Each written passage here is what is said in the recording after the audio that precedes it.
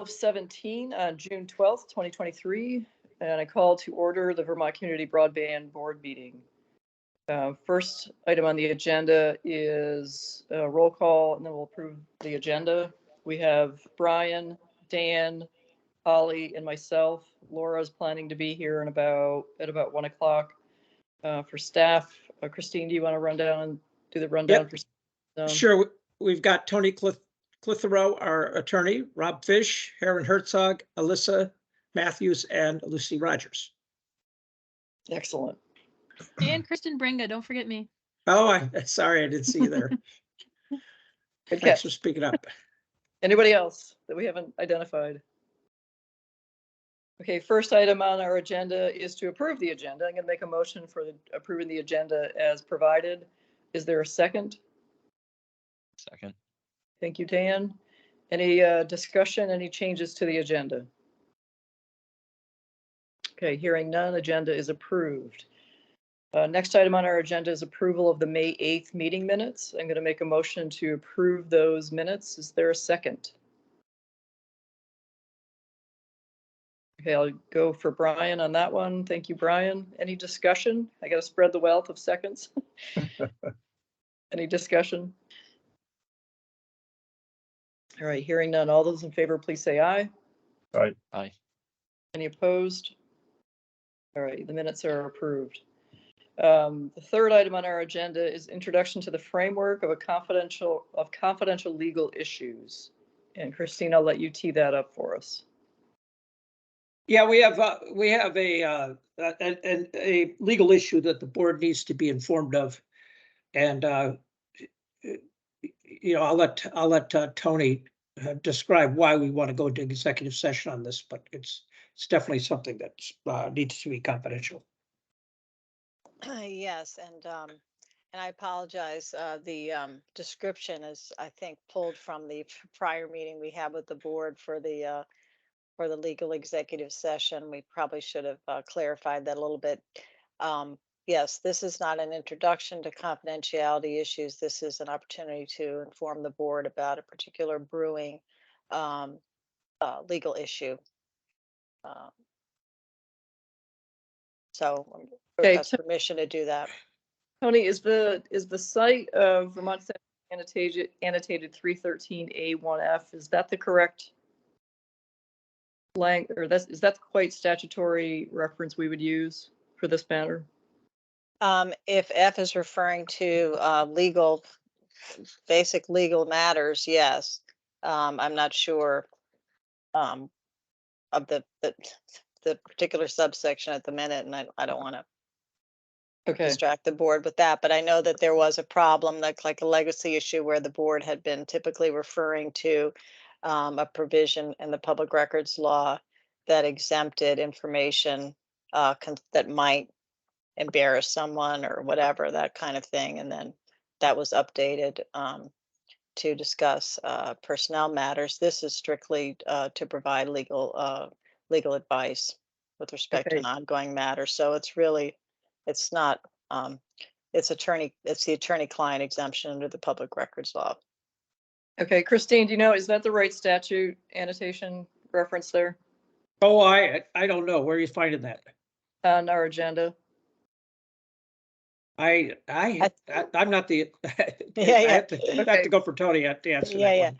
I believe that was a legacy from the first meeting that we had last time. What I will do is use that in the motion to go into executive session. But if it's not, we'll have to update that so that we're using appropriate patients going into executive session.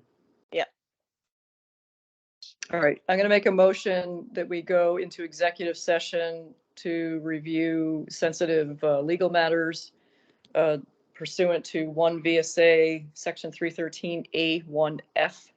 Is there a second? Thank you, Dan. Any discussion? All those in favor, please say aye. Aye. Aye. Aye. Any opposed? Before we move. Go ahead, Dan. No, go ahead, do this. Any opposed? Okay, with that, we are ready to go into executive session. I want to hear from Dan. We need to bring Holly into that because she may not get transferred into the executive session. So I just want to bring that to the, Yeah, I may not either. It seems like last time I could get, so anyway, you want to say next who you're going to bring in from staff? I We can assume call that we're Holly gonna- on the phone too. Yep.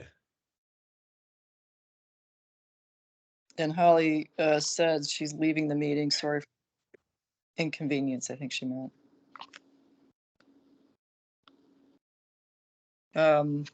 Who do you have for staff? Tony and Christine, is that it? Yeah, we Rob should- also. We should bring Rob in too. Okay, Tony, Christine, and Rob will be in for staff as well as board members. And I think right now it's Dan, Brian, myself, trying to figure out bringing Holly in as well.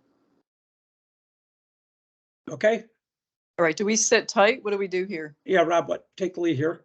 Cross your Okay. fingers, Patty. That's what you do. That's know, probably huh? with Teams, that's probably the best bet right now is to cross your fingers. I'm gonna open up the room that's executive session and you should end up there. If you see anyone's missing, please add them to the meeting or call them on their cell phone in the case of Holly, I believe at this point. So I'm Yes, gonna open I- the room and go ahead. Tammy. Lucy would like to be included also, so if we could include her, that's fine. Yeah, it would make sense to include Lucy. That's right. Lucy Good will point. be as welcome Yeah, in. as well. yeah. Thank you. Okay, I'm gonna move us over there now. We'll see everybody else on the flip side. Okay. Okay. Hopefully. Hopefully. Don't follow the white light. Um,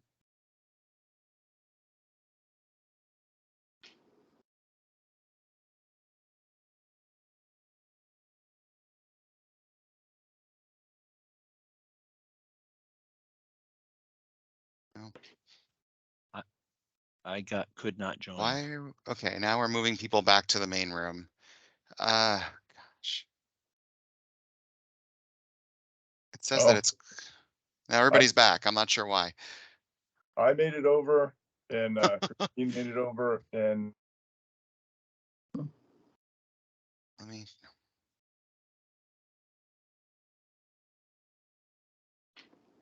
Okay,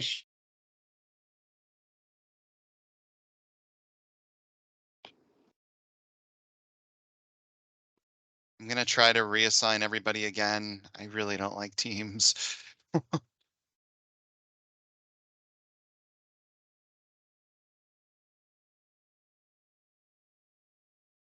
But you're still here too, Patty. Okay, and I'm still here. Okay. It seems we're to looking- not, it's supposed to carry over from meeting to meeting and it does not seem to actually do that. Hmm. So I'm gonna move you over now and if somebody could please invite myself and I assume Lucy? Yeah. I think you're being asked to join. Okay.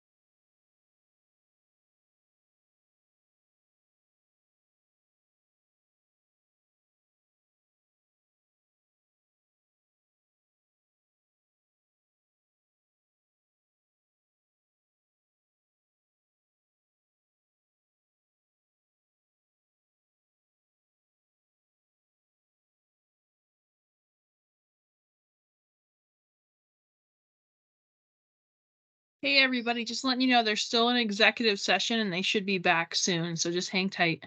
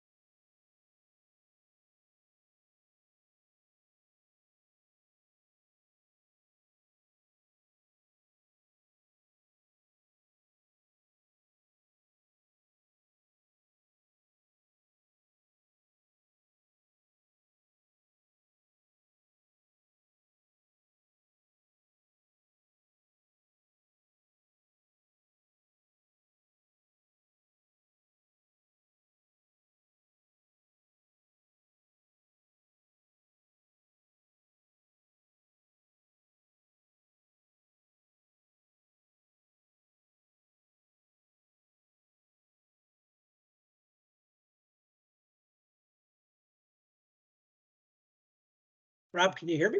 I can't hear anything. Anybody here? Yep, I hear and see you, Christine. Okay, good.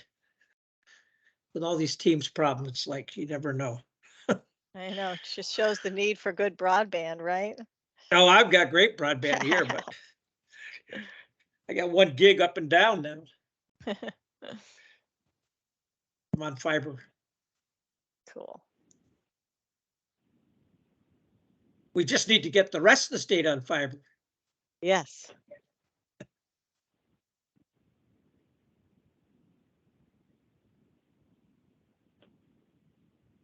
So there's Brian. Let me see. Just wait for Patty. Hopefully, she had problems getting in originally, so hopefully. That worked.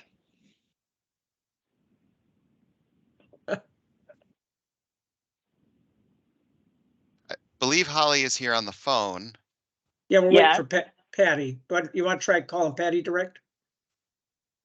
She just barely exited. We usually Oh. get the notice to leave executive session and Oh, Oh, I'll close. It seemed like I kept the room open. I'll close it so that'll kick everybody out and hopefully they'll move back in here automatically. Yep. I think it's only Patty at this point, so there's Patty. Spotlight.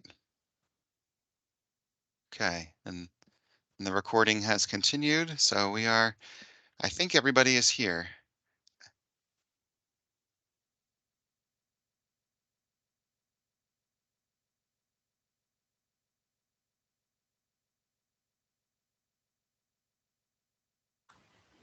Can you hear me? Yes, we can hear Okay. you. Okay, my camera is not working, but I'll see if I can muddle through without the camera this time. All right, so we have left executive session. No action was taken in executive session. So we will now move on to the budget presentation, item 4 on the agenda. Okay, so I'm going to share my screen here. I know for those of you who can't see the screen, it might be a problem, but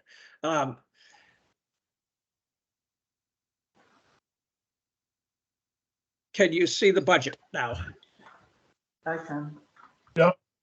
Okay, excellent. So anyway, I sent this to you a couple weeks ago.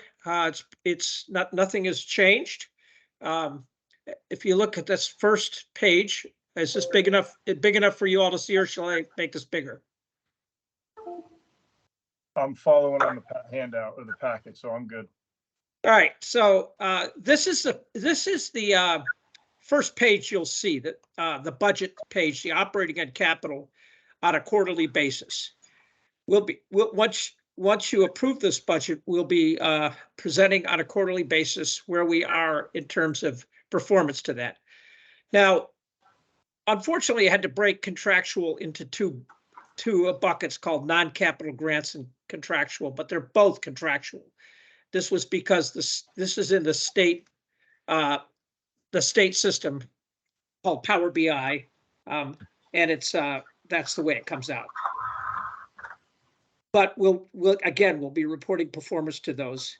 But I combine those together in the contractual component. So there's a capital grant component, and then there's an operating budget. Any questions on this page? Does it? Wait, just in the interest of just baselining us. So when you say a contractual grant, right, that's incoming funding from an external source that we're gonna use to pay either for operational expenses or awards, correct? This is actually this is what we're paying out. Yes, it is correct. I just want to make it clear. This budget is what the proposed cost side. Okay. And just the way you describe the difference between contractual and non-capital grants, just hit that again, please. They're all contractual. In other words, there's a personnel budget and there's a contract budget. Okay. So both the non-capital grants and the contractual are actually contracts we have with third parties. Okay. Contracts for expenditures that are not capital in nature. That's right. So we either have a personnel cost or a capital cost in this business with some other miscellaneous costs. But the big drivers of our budget are personnel and contracts. Okay. Okay. Yeah. I mean, let's call it non-capital grant costs. So it doesn't sound like it's grant revenue or grant. Yeah, good idea. We could do that. Let me take note of that. When Holly said it, it made sense. So yeah. Yep, that's a better way to say it. All right, you got it. Anyway, whoever the note taker is, take note that, because I'm not going to slow down to write down, but take note that we're going to change non-capital grants to non-capital grant costs. I just want to take a moment to welcome Laura. Laura has joined the meeting. Hi, Laura. Hi, everyone. Apologies. You missed some stuff, Laura. We'll catch you up later, but we had a whole Teams tutorial. It was awesome. So let's talk about the contract costs first, then we'll go to personnel.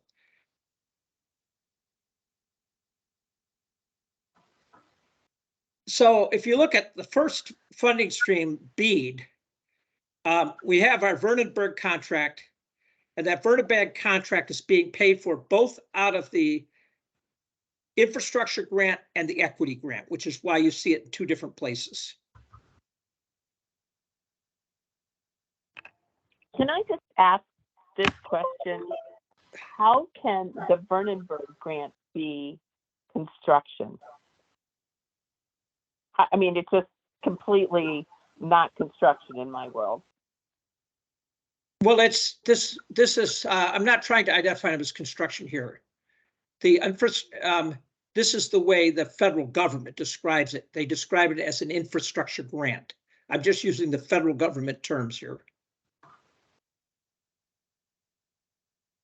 So by definition, you know, these, if you look at these planning grants, it's really well defined by the NTIA, what we need to do and how we need to do it.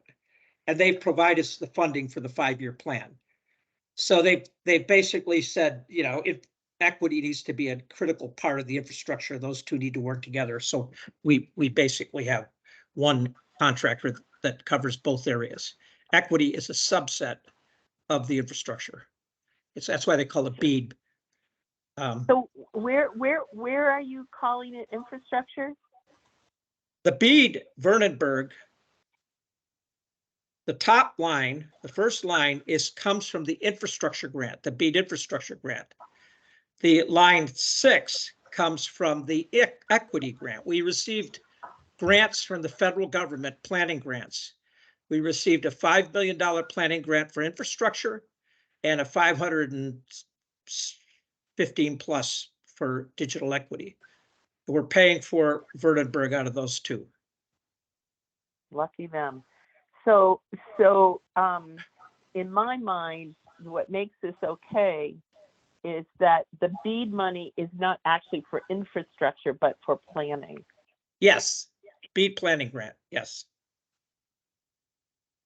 Could it say BEAD planning under funding stream, or is that a defined term, BEAD, there that's part of a drop down? I think we could, so take note, we could call this BEAD planning and digital equity planning grant. Yes. Well, why don't we just, if we're going to use this format, like I would, what Holly says makes sense, but can we just add another column that just says what the deliverable is? So BEAD Vernonburg, the deliverable is a 5-year plan, an initial proposal, and the digital equity plan, right? Yeah, I think that it does say that. Next page. It's in the next page. Yeah, that's what I'm getting it for. But if we're going to be using this as the snapshot, just so that, because looking at this once a month, it's hard to keep track of all these different things. Contract type makes sense. One thing that just says, you know, intended deliverable, and then what the funding stream, where it's coming from, makes sense, because it does look like a drop down. Well, the problem is this comes out of Power BI. So we have to do a drop-down menu, and we can, you know, whether we can put all this text producing the 5-year plan, additional proposal, if we can put all of one in the drop-down menu, no problem, right? So I will investigate whether Power BI will allow us to put that kind of a textual field in. All right, if it's a big deal, don't worry about it. Yep, got it. And Power BI can be constraining. It would be just great though, and wouldn't it help, Brian, if it said BEAD infrastructure or BEAD planning? Because, you know, it shouldn't show up as a capital cost, right? If it's this BEAD planning piece. Well, I don't know how they're treating it. Planning can be lumped into capital cost.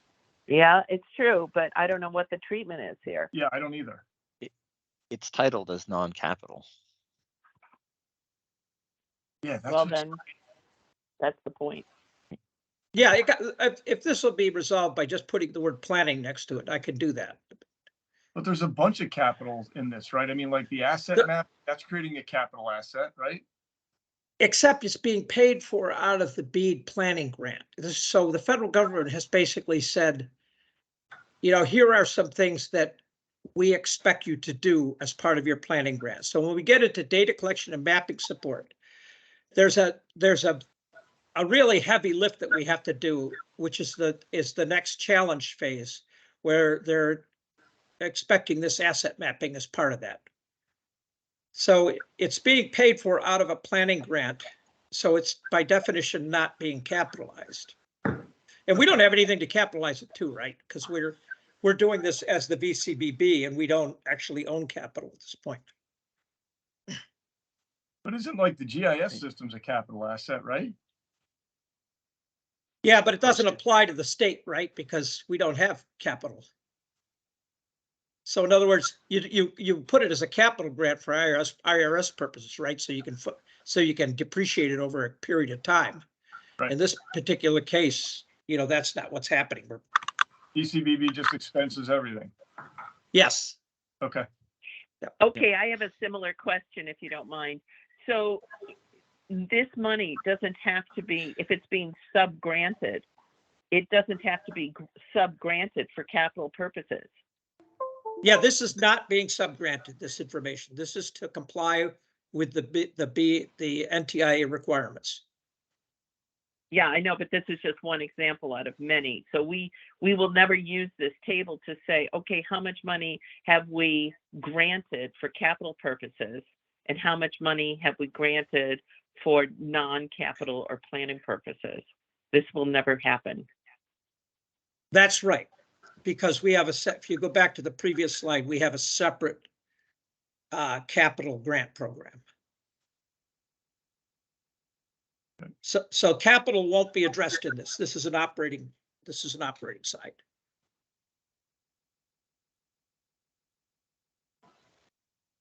Yeah, I think your language around contractual and non-capital grants is just really confusing. I just call it operating expenses and then list it by category. Yeah, I don't know why Power BI came back. It doesn't make sense to me. I didn't fight them on this. Okay. But I'm sure we could change the title. so Okay. I just didn't fight that battle. I was happy to get a budget at this point. Okay. So yes, I will work that. I agree. It is confusing. I think your answer is right there when you hover on it. It was automatically generated. Yeah. Window that right. pops up tells you what happened. Yeah. Medium confidence. Right. I don't know where that's popping up or why it's popping up, but so you see this is an embedded picture file. So anyway, all right. So keep it moving. Asset mapping is data collection and mapping support is part of the next challenge process, which starts July 1st. There's a heavy lift there. Technical workshops are to provide education to, do you want me to keep going through this? Is this appropriate for the board, this level of detail?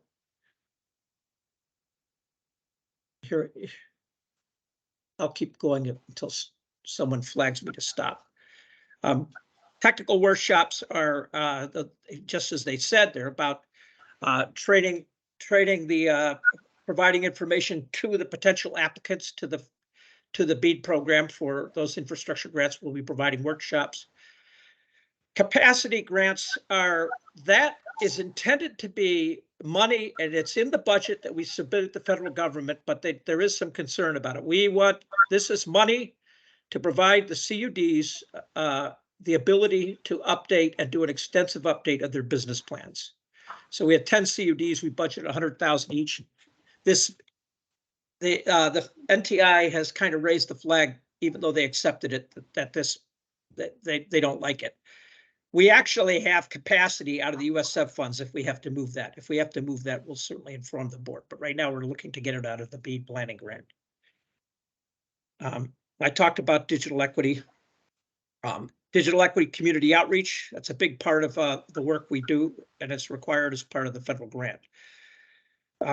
So I've just covered everything, that top part that was actually spelled out in the BEAD requirements. The same applies across the country to every state, that we're kind of required to do all these things. So that kind of covers the BEAD category, BEAD and digital equity. Any questions, further questions on that before we move on to the next area? Okay, next is the NBRC grant, which the board had approved. We're going to be funding some of this GIS work is separate from the BEAD work. This is our ongoing GIS support. CTC engineering, also ongoing CTC support. Now the VCUDA capacity grant Rob, why don't you speak to that? Because the board approved that, but just to give you a refresher. Sure. This was the grant approved several board meetings ago for all the shared services, the broadband CFO, the junior organizer, additional time for the Vacuda coordinator, and for other expenses as they come up, as they keep realizing their capacity needs. So that's what that entire section is about. Right. As-built inspections, we're actually contracted with a company called NB&C, who's doing this is before we finalize a grant. We're making sure that they built it to spec and they built it to good design practices, and so that's where that is. Make ready support. We've got money allocated $24,000 to address this. Hopefully we don't need to use it. We were prepared to take, let's put it this way, we were prepared to challenge some of the make ready numbers. It looks like, and we could give you an update that on later on, it'd be premature, but it looks like we're making progress with the utilities on this. So we may not have. Sorry, Christine, is that line item supposed to be consulting help for challenging make ready or physical cost? No, help? that was actually for consulting help to challenge Okay. make ready. And Gotcha. like I say, we're making progress on that. I'm being optimistic now to say I hope we don't have to. I don't think we're going to have to use it. Okay, great, thanks. And then this VCB TBD out of the NBRC grant. Rob, is it safe to say that's contingency? Yes. Okay. That's after we continue to evaluate our needs, have flexibility since things keep changing. How did you calculate that number? That was the remaining funds when everything else was subtracted. Okay. Your slush fund is what's left over. Oh yeah, we tried not to use that word, but thanks. Yeah. So Ice Miller from we're using Ice Miller extensively now to help us. They're a contract that we've had in place for a while, but we're using them to help us to identify a path forward with the match and the letter of credit, because those are two major issues for us. We have money in there for a grant writer to help with writing the grants for the CUDs. And then the CUD broadband finance program. Rob, why don't you address this one? Sure, that's additional grants along the lines of what we did for NEK to help them leverage VITA, which they leveraged to get the USDA to $21 million, I guess, $18 million, and it was $21 million total project in the kingdom that we're all celebrating. And Stone and CTC Engineering coming out of USF. This is because they're actually, if you looked at even the budget last year, I predicted 395,000 for CTC last year. So, we're not pulling all that out of NBRC because we have USF funds, but it's costing us money for engineering. You look at we had budgeted 407,000 actually this year. And so we're taking CTC, for example, we're taking 257,000 out of USF. And then we're taking the other 150,000, 120. So what is that? Unfortunately, I can't click on these. 120,000. So if you add that 120 with the 250, you get 377,000, which is a little less than we've run, but we definitely, they're costing us money. But we tried hiring an engineer. We tried desperately posting for fiber engineers. We could not get one. And that's Rural Innovation Strategies. That's analysis we've already done. Let me see what I said on that 15. So Christine, can I ask you a Yes. question? Yes. So in all of these funds, I see no assistance or slating for affordability or affordability analysis or any gap subsidies or anything to do with affordability. Can you comment where one would find this in the budget? Well, we need direction from the board on that, because I continue to say that I'm just looking at business plans. The board needs to come up with a policy. We have money that we can allocate for that. That's why we have contingency. I really have to wait to see what the board's direction is in terms of affordability. So you're leaving affordability to the leftovers. Well, I don't know how to address affordability. Point taken. But how should we deal with this, Patty? Since we haven't created a policy as yet. So I think we need to come back around, and I think Holly, you and Laura were going to come back at a meeting and talk about a definition of affordability. No? We've met on it a couple of times and we're working, but Okay. you know, if all the funds are allocated, They it's hard to go back. No, they are not allocated. Well, Yeah. there's the contingency fund, but I'm betting contingency is important to you as well. Again, I'm not, I don't know where to go with this affordability discussion, because I've been looking at business plans. To create affordability, we're going to have to raise costs on the high end to fund the low end, right? I'm just doing the math here. I don't know how to do it, right? It's a fixed, you've got to build a sustainable affordability plan. And of course, we're not going to do that out of tax revenue. And am I? Christine, I think the short answer is the CUDs need to be responsible for addressing affordability. Before the CUDs can be responsible for addressing affordability, I think you need to come back. You need to come forward with here's our definition of affordability. Yeah, there you go. That's good. And then here's a policy written around affordability, and then we could start holding the CUDs accountable to something. Right now, it's just a word that we don't have a definition of. So Patty, yes, this is an issue just that CUDs will need support on, just like they need help with accounting and legal and all kinds of administrative activity. Affordability costs something to implement. And so my thought would be to take 10% off the top and set it aside for affordability pending the 10% of non-capital costs, which is hard to say what that is given the way it's framed, but there should be an allocation set aside for affordability, evaluation, and administration. I'm not talking about supplementing rates. We haven't even begun the work of figuring out what affordability means. So we can't say that the gap subsidy idea is something that the BCBB should be involved in, and I don't mean to say that it is, but ensuring that affordability happens is in the statute. Yeah, let me just say, we have a broadband project developer starting on the 19th. We'll get to that personnel.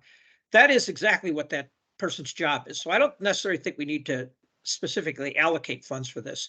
I think because, we can reallocate funds when we get an idea. When I bring a budget to the board, we kind of put some serious thought into what the numbers should be. I would feel uncomfortable about just arbitrarily taking 10% and moving all the budget around. There's plenty of capacity to do that in unobligated funds right now. If we find that there's a plan that we need to put 400,000 to, well, we'll figure out how to reallocate the budget. But right now, we're bringing a broadband project developer on to focus on this. This board is developing a policy. I would rather address that when we have a plan.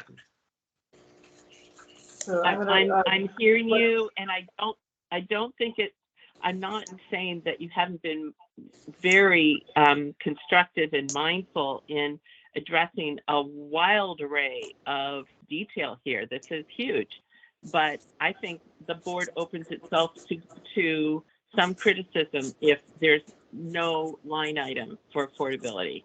And that's my real point. If you want to change the contingency fee line item to be the affordability line item, I'm not seeing it right now what the dollar amount is, but suffice it to say we could do that. But I think the board should insist that there be a budget for affordability, evaluation, and administration, and just having a project manager on board does not necessarily deal with the issue. Okay, I'd love to hear from the rest of the board on this one. Yeah, hold please. on, Christine, Yeah. hold on. Yep. Laura's been patient, has her hand up, Laura. Yeah, making no comment on a budget line item, but noting that affordability goes, and as has been noted, Holly and I are working on this. Affordability to me, first primarily goes to the accountability issue and the public retaining that ability for public good issue. So planting that flag, happy to clarify if that's not clear for folks. Yeah, can you expand on that, Laura? Yeah, I think when we get into situations where we don't have strong contracts that ensure the public good in perpetuity, we are not doing our job in terms of ensuring affordability going forward. Because as we know, private for-profits, particularly well-funded, private for-profits have the ability to drop prices for periods of time, just move the prices at will. And that's happening in an attempt to undermine the public accountability we're trying to bring along with our fiber in the state. So I just want to make sure that for me, I know affordability is very much tied to this public accountability long term with this investment. Whether or not that's, I am less inclined on a budget line item at that and more on policy. But, you know, I certainly think that there's room for that in a line item. So Okay, I don't know if that's helpful, Patty. Is Yeah, it? that very much helps. Kind of put a layer of understanding on it. I appreciate that. Dan, you're up. I think until I think this is a good budget. It represents what's budgeted and which areas, and until we have a policy and there's need to move things around, this is a great start until we have a direction. And I think affordability needs to be sustainable, not based on grants. It's if we're going to fund it, then that needs to have a funding mechanism that's identified, or the CUDs need to understand how they're going to make that happen themselves within their own business units. I have to drop off, so this is just my comments. I have to drop off, and I'll return as quickly as I can. Okay, thank you, Dan. Yeah, can I hear from Brian? Brian, what are your thoughts? I guess first thing I had is a question. Didn't we have affordability as an element of the planning that each of the CUDs were doing in their grant applications? So, I mean, to some degree, I feel like our role is to monitor and make sure that that's an element of any business plan and any rollout. I'm not sure. I think our role is not to develop the affordability construct, but to make sure that those constructs are being developed by the implementers, the CUDs, and the other companies receiving grants, and making sure that they meet of kind of weight. Mansfield Community Fiber, how can I help you? Oh, let's kill Leslie here. Somebody mute Leslie. I'll try So, if I can. so Brian, Yeah, this Holly. is Holly. I want to say a couple of things. I've read the grant language, Yeah, and all we do is ask the CUDs, are you committed to affordability? We don't have a standard to evaluate that on. Right. And we should have some funding set aside, not to pay for affordability, but to pay for the evaluation, the administration, the opportunity to investigate. affordability, to make it a priority. And so I'm not asking, and I understand that we need the policy, and I anticipate that it will be 10 times harder to take money away from categories as they become committed than it is to set aside some funding now and redistribute it if we can't find a way to make affordability a productive policy and implementation challenge for our staff. So that's what I'm trying to express.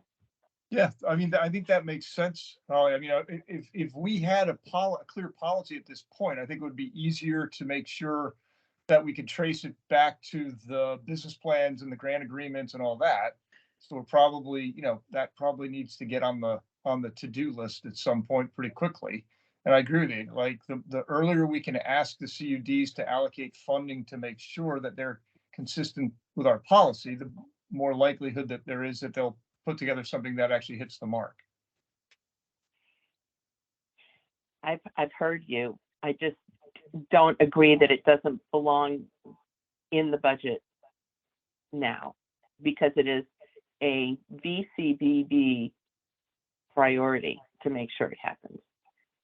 So I'm hearing you, and I understand that policy comes first, but on the other hand, the budget should reflect the mission and objectives of the VCBB. And that's why I'm raising it. Thanks. And Patty, do you have some thoughts on this? Yeah, and I'll reiterate what I said in the very onset, is I think, and Brian is saying the same thing that I'm saying. I think it's the CUD's responsibility to address affordability in their rollout of pricing structure. And we need to give them a definition and policy from the VCBB of what that means. At the same time, Holly has good points about having some supportive technical help or administrative help, consultants or whatever. And I see that line item of the 205,000 as we can potentially use that when we need to. I have no problem approving a VCBB to be determined line item of 205, and we could use that if we need some consulting help later on to help us with enforcing all the CUDs, making sure they have affordability addressed.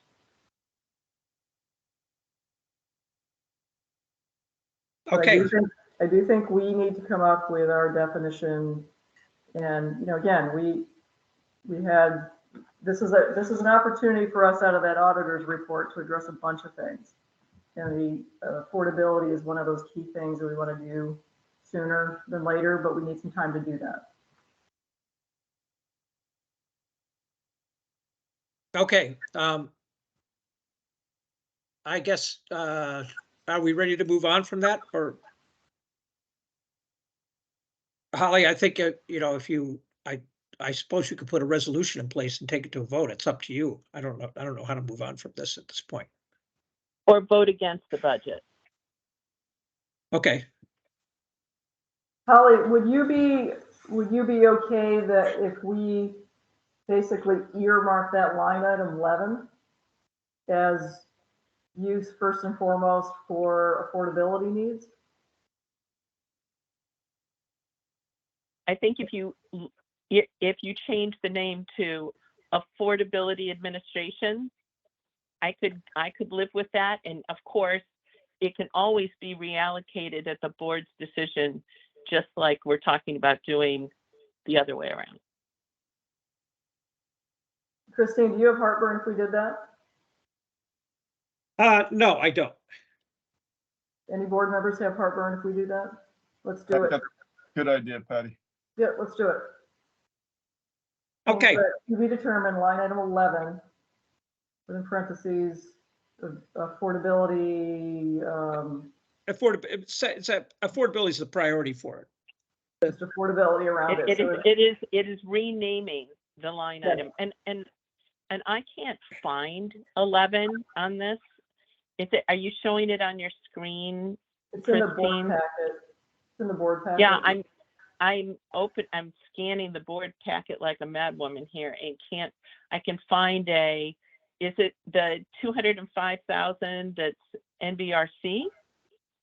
No, Yes. yeah, it comes from NBRC. And so we'd have to get approval from NBRC for this as well. So, but we're, all right. So to move on from this, So, Well, so it will I- no longer state VCBB, TBD, it would say Affordability Administration.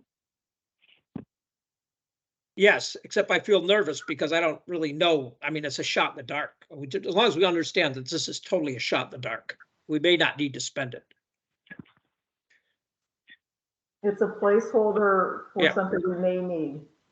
Yeah, all right, that works. And the next two items, are we okay to move on? Yes. We close that, okay. The next two items are rural innovation strategy. This is money that was spent this year, but it didn't get allocated to this year's budget. The number on line 15 was for the Chittenden. We paid them to do an evaluation of what we could do for Chittenden County CUDs. And number 16, the 15,000 was for us. We gave the board early on a whole report on the gap between BEAD, the NTIA, Act 71 to identify the issues. So that money is that's not for future spending. That's just a carryover. And the grant management system, we have not budgeted for that. So that was if you see, it's not what's going to. I don't know why that's 75,000. Is Kristen on the line? There's something strange about this 75,000 because it's sitting here as total budgeted, but we don't have it in 2024. That's for the grant management system that the RFP is out for right now, I believe. Oh, okay. I'm All not- right. Yeah. All right. Yep. Yeah. All right. So all right. So that's obligated. Any other questions on the contracts? Okay, let's move into personnel. So Christine, on this, just to be clear, PDF page 17, you're asking for approval of 4.427 million, correct? Yes. Yep. Okay. All right, thank you. And then the personnel budget is it's pretty self-explanatory. I put the information in there. There's really no surprises here. These have been approved by the board. The only question that came up in the last meeting was this PCB contracts. We're paying for a position over at the PSD. This was, they're doing a lot of work for us. We agreed to pay for that position. We're getting,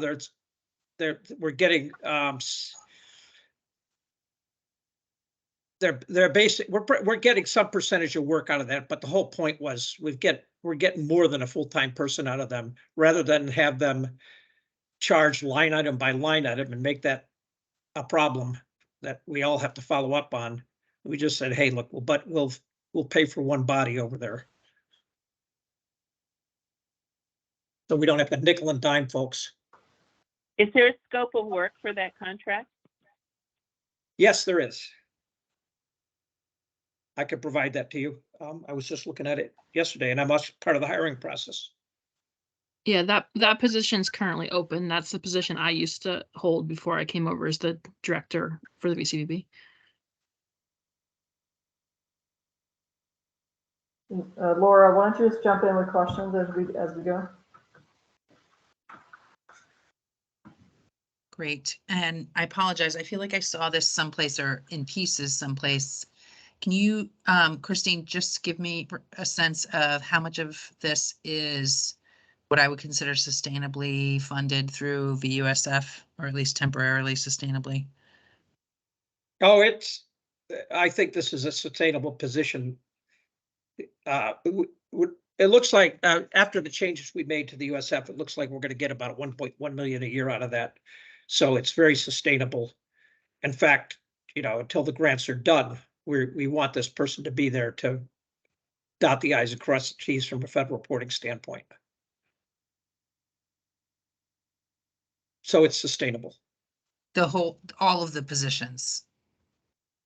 1.1 covers, I'm just trying to, are all of these positions funded by that? Yes.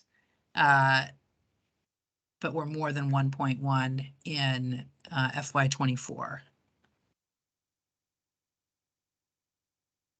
No, they are not all sustainable. Okay, We're going to have to look at that as time moves on. But you know, the idea is this is going to be heavy in the beginning because of the construction and putting this all together. We're not going to need this level of staff support till 2029. It definitely should come down to 1.1 million over time. okay. And just bearing in mind that VUSF is going to be declining as well. I just feel like we have to keep our eye on that, or it's likely to be declining unless something Well, changes. didn't they change that to charge all lines in order to take No. care of that declining No. problem? Oh, that didn't go through? Mm-mm. Okay. I don't believe so, no. So just Yeah. just wanting to make sure that my question is around sustainability. That's and just good. That's a making good one. sure that we're keeping an eye on our staffing and our funding for that, and we're not having we're having as minimal as possible of our grant funding going towards our oversight, particularly when we're funding capacity over at VCUDA as well. So just wanting to make sure we keep our eye on that. That's it. I'm gonna That's a other comment. excellent point. Well taken.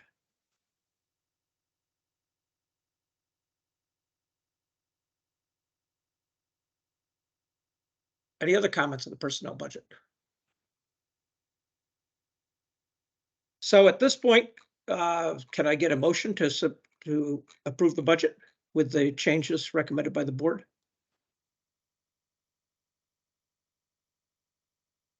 So moved. Christine, can we just put numbers to it so that it makes some sense here? Yeah, we're looking for a total budget for fiscal year 24 of $6,145,587.68 for the operating budget. Okay. So moved. I'll second Laura's motion with that change, just put the number in.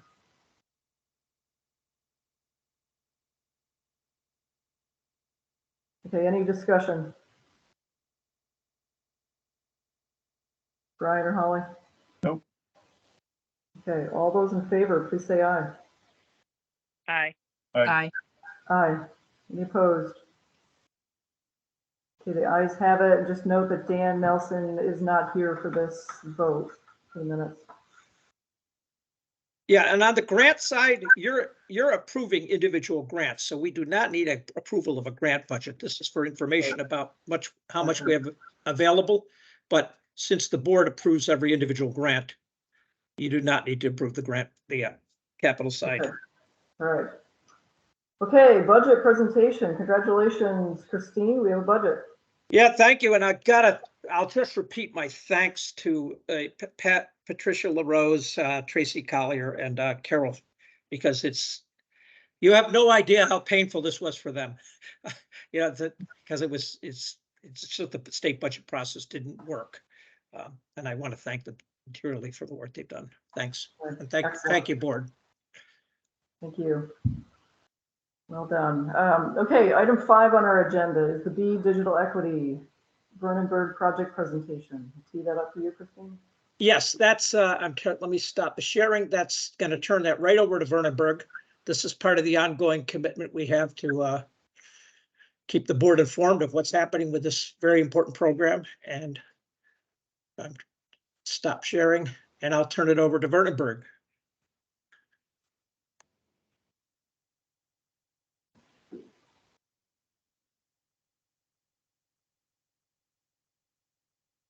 Who do we have presenting from Vernonburg?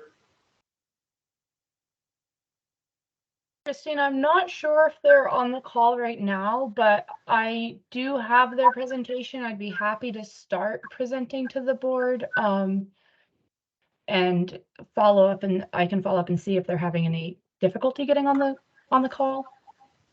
All right, that's That's good. Yeah. If you give me 30 seconds, I'll just shoot them a quick note and then after that I can go ahead and start presenting.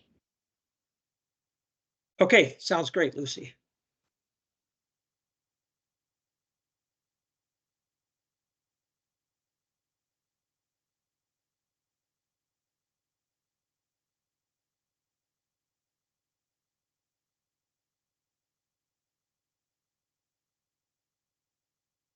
I guess we finished early. They were planning for 2:15. We'll give them a little bit of a. It's not like they let us down. They might be not Yeah, ready. probably they assumed that they were starting at 2:15. Okay, let me pull up the presentation and then I'll go ahead and start. There's not a later agenda item that we can move earlier, is there? Otherwise, I'll go ahead and start and they can join when they're ready. Well, we could do staff updates if the board wants to change that to wait. I guess I would prefer Vernon but present, so. Would the board be willing to switch, allow us to do staff updates and then go into the Vernonburg presentation? Sure, go ahead and do that. Okay. So I'm going to turn it right over to Rob to talk about hiring. Are you prepared to do that, Rob? Yeah, sure. I could talk about a few items. We've made an offer and it's been accepted, and the candidate for Administrative Services Manager 3 will be starting in mid-July. We have made an offer that's been verbally accepted. We're just waiting on the paperwork for the broadband project developer, and we believe we will be making a decision this afternoon, likely, to make an offer for the digital equity officer. Other positions yet to hire are, as you heard earlier, Kristen mentioned her replacement at the department. That is still ongoing. But we've had a month of, I don't want to think about how many interviews we've had to do, but I believe we have amazing candidates across the board. So that's very exciting.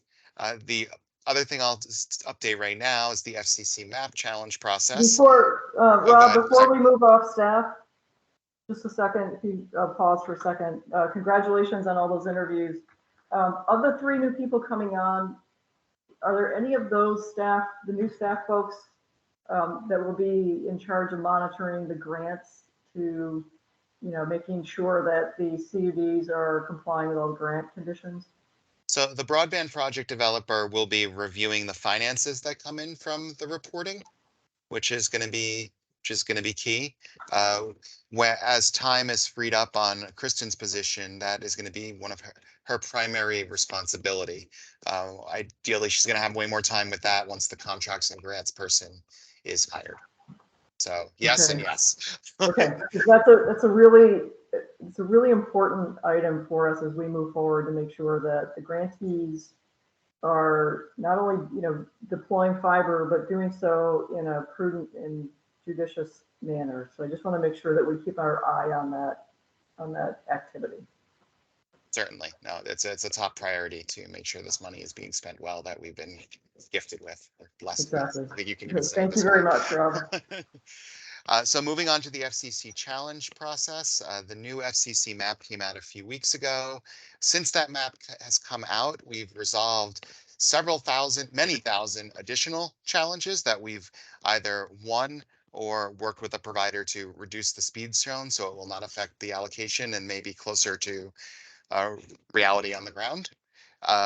We now have 10,787 challenges have been upheld. 752 have been overturned. I'd say that's a pretty good ratio we're at right now.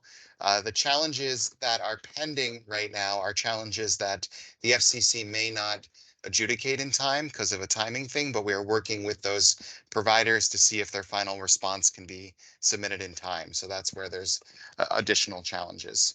We believe we will come to some resolution on those. So we're feeling pretty good about the challenge process on the availability. And that's a big thanks to Alyssa and to Stone for pulling together challenges and submitting them, and for us just working this through to the end, because each of these challenges could be worth anywhere from $3,500 to $5,000 each. that we've won. And I do want to put a little disclaimer, it's dynamic. There was a lot of construction in the last year too. Providers have submitted different data potentially. So it still is going to be, it's not a crapshoot. I'm feeling pretty good about where things are at when the allocation's announced. And if we didn't do this, we could have been talking about losing upwards of $40 million, maybe more, in BEAD allocation. So congratulations all around that we pulled this off, that we didn't know we were going to have to do until about a month before. Okay, So those are my major updates. thanks. And I'll turn it over to Heron in a minute to talk about press, but you're going to see a lot of press releases relating to the listening sessions for the digital equity program, which Vernonburg will speak to, but certainly board members are welcome to attend any of those sessions. We're going to make sure we have a staff member at every one of those sessions. There's 10, I believe about 10 physical sessions, and there's 3 virtual. Unfortunately, one of the Times Argus didn't pick up on that last half of the press statement around the fact that we're having 10 physically present, and they made a joke about the fact that, oh, so they're having virtual listening sessions about people need to get broadband. So go ahead, Heron, why don't you follow up with that one just to clarify what happened? Yeah, we all can understand the irony of that, but in fact, we wanted to have also 2 virtual listening sessions because some people aren't comfortable leaving their homes or for, whatever reason it is. Our point in our outreach and engagement efforts is to get to people however we can and make it easy for them to submit their comments to us. So we are doing 2 virtual listening sessions and about 10 in total listening sessions. We're still adding some of the in-person sessions. I'm working on a press release now, kind of a general in-person session overview, and then we are targeting the local media for each one as they come up, so everybody can be as aware as possible on that. And we also set up an email address, a physical address, a phone number, so really any people can give us their comments however they're comfortable or able. We want to hear from everybody, so we're trying to make sure everyone knows that. We've had a lot of media. The last couple of weeks is really focused on the kickoff of our BEAD and digital equity outreach and engagement efforts. We'll be hearing more about that. That starts this week. Also, the new FCC map and the update to that, and it's an ongoing update, and also leading up to the allocation announcements that are expected June 30th. We have a lot of interest in that, so you'll be hearing more about that. Again, I'm keeping our in the news page on our website updated, so all of the links are on there. There are too many stories to talk about right here, but you can always go on to read any of them that you want to. Great, thank you, Heron. So anyway, those are the staff updates. Any questions? Yeah, Christine, just a quick question for you, following up on some of the weekly reports. Can you do an update on the letter of credit issue for BEAD, where that stands? Yeah, we're still awaiting, we've asked for a waiver from the NTIA to on the letter of credit and the match. Both, if you look at the letter of credit, they require a 25% letter of credit, and that actually, Lucy, why don't you take this? Because I said Lucy corrected me that we're not. Oh, we're going to ask for a waiver. Yeah, we haven't asked for a waiver yet. Okay, I got it. Lucy just corrected me. We haven't asked for a waiver. We're asking for a waiver. Sorry. Thanks, Lucy. We're asking for a waiver from the federal government on the match and letter of credit, but the letter of credit is very expensive. We talk about taking 25% of funds that should be dedicated to constructing networks, and we have to put that in the bank until the end, and then pay an interest on that as well. So if you look at we're looking for all kinds of alternatives to a letter of credit issue, and we're reaching out to different organizations to help us out with that. The match, also another 25% match. So if you look at, an anticipated $150 million, that means we have to have $37.5 million as match, and then another $37.5 million as for set aside for letter credit. So this is a very important issue. We're working it aggressively. We're putting feelers out for every possible place to solve this, but it's a work in progress at this point. Does it? So Christine, specifically in your weekly update, looks like June 1st, it says, with the assistance of our consultants, staff is developing a proposal for the treasurer's 10% Vermont program. Proposal to the local investment advisory committee request an alternative standby letter credit program. Is there an update on that specific of what you guys are doing? No, we're asking for help. That's all we're doing is asking for help. Okay, so that's been submitted. You haven't received any response yet? No. What's do you anticipate when? I think we get an answer by July 1st. Steph, anybody correct me on that? If there's that, and again, this is only a request for help. We have, they could shoot us down. So the end of July is kind of when we're expecting an answer on that. Are there any of our lawmakers, I'm thinking of one particular on our committee, on our board, that can help us with this? Laura, are you familiar with this? I am familiar with it. Okay. And I was not aware that it was being submitted. So that's an issue that I actually had wanted to talk about, particularly when we're looking at in-state grants. I think that we do need to talk about whether or not the board should be aware of that before it's submitted.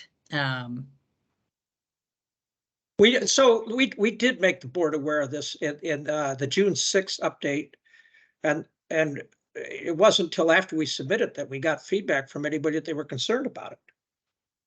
So I encourage the board members to read the weekly. We put everything into the weekly. It's hard for me to figure out, what's going to trigger what, Right. And I just want to say, I love the weekly updates. I read them in a packet right before the board meeting, but it's a great way to find out more detailed stuff about what's going on. On this particular issue, to the extent we can leverage our lawmakers, and certainly Laura being a board member, she can help us in this regard. I'd look for staff to work with Laura, certainly, and any other state representatives that can help us push this through and get traction. Patty? Yeah. I'm not, so I want to just, I don't want to belabor this point, but I actually do think that this is a point that needs to be addressed. So I believe this proposal was submitted June 1st and it came to our packet on June 6th. Which I believe I've already clarified with staff. Is that not a little bit like the response to the auditors, Laura? I do not have the exact timing with the auditors, but I believe we did get that after the fact. I guess I think what I'm asking for is a discussion. I'm sorry, this is Tony. I don't want to, I really did not want to interrupt, but I think if we're going to get into discussing a particular application, we should go into executive session because these are confidential materials. So I would absolutely respect our attorney's opinion on this. I think we are talking about dates at this point, but happy to, and protocols, not necessarily the details of the application, but happy to follow our chair's lead on this. Tony, if it's just the general process, I don't see that as an executive session. I think this is really more of when we're submitting something like this, who can help us get it through? It's a discussion about leveraging our resources. That's the way I look at it. Yeah, no, I understand that. My concern is just this is a slippery slope. Once you start talking about, the context, then I'm very concerned that we're going to be divulging confidential information that could jeopardize our program. So Understood. I do recommend that we don't continue this in open session. To the extent we get into any detail, then at that point, if we need to get into detail, we can move to executive session. I prefer to stay in public session if we can. It's okay. It's not easy to do. Yep. So, I would like us to discuss a protocol for in-state partnerships, programs, applications, and making sure that all of the board are aware before those are submitted of what's going on. That seems like, Team VCBB, we need to make sure all of our team, which includes the board, are aware that these are out there, particularly when we're looking at political entities. And so I'm not sure that we're going to discuss or resolve this right now, but as we this is now our second constitutional officer issue that we have had. We've had discussions about, or at least that the board has raised, maybe it's not an issue. We've also had discussions about testimony. I certainly understand the nature of things coming up quickly, but it's my position that this board needs to have our staff's back, and that is impossible if we do not have the information about what is happening with our staff, and particularly in our state. So I'm not sure how to resolve this at this point, Patty, but it's something that is open for me and that I would like us to work on. Okay. Patty, could I recommend that this be added as an issue to the parking lot, and maybe a proposal be brought forward by staff for how to coordinate at our next meeting? I think that's an excellent suggestion, Holly. Yeah, I think that's an excellent suggestion as well. Yeah. I'd be happy to do that. Yeah, let's add that to the parking lot. And I look at this as a growth issue. This is not, we're not throwing anybody under the bus. This is a growth issue as we move forward. How do we move forward in concert and in step with one another? And to the extent you have board members that can help, you want us to help you. So let's put it on the parking lot and we'll pull something together on that particular item and keep it in our radar. And Okay. since we're still on staff update and on this topic, one thing I forgot to mention is that as of Friday, we decided we are going to attempt to apply for a USDA technical assistance grant. We had a meeting with USDA on Friday. That is due June 20th. We'll see if we can pull it off considering our capacity constraints. So I would just note that I don't see that as the same thing. That is a federal grant process. You all have, but perhaps that's something for us to discuss further. If I might, Patty, I just would like to ask, what is the follow-up? I missed that. Are you asking staff? Are you asking board for the next meeting for this parking lot item? I took it as she was asking staff to come up with a recommendation. What I understand is, so take note, we got, an Instagram moment here. Rob mentioned that we're looking to apply for a federal grant by June 20th. I heard Laura say that that's not for the program. Your concern, Laura, is with within the state. Is that what I'm hearing you say? Well, that is where it has been. And, I think it should be, that is where it has been. And where Okay. I feel like it has been most glaringly a problem. I certainly think that it's in your best interests for the board to have as much information about applications that you have out, since you have a well-connected and politically appointed board, that you definitely don't want them to be blind to what's happening. But it is with specific the in-state applications to in-state partnerships, positions. I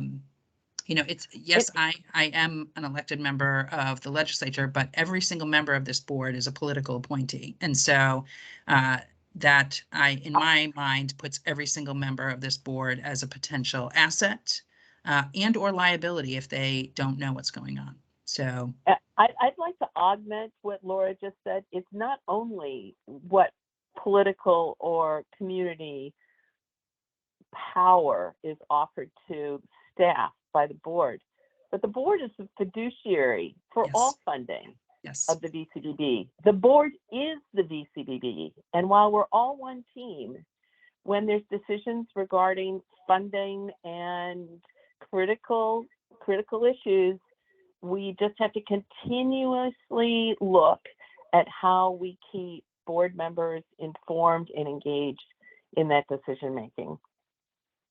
Yes, I appreciate that. And so I think it was, we will come back with a policy for the board to review. And certainly that, I think that's an excellent thing to debate at this point.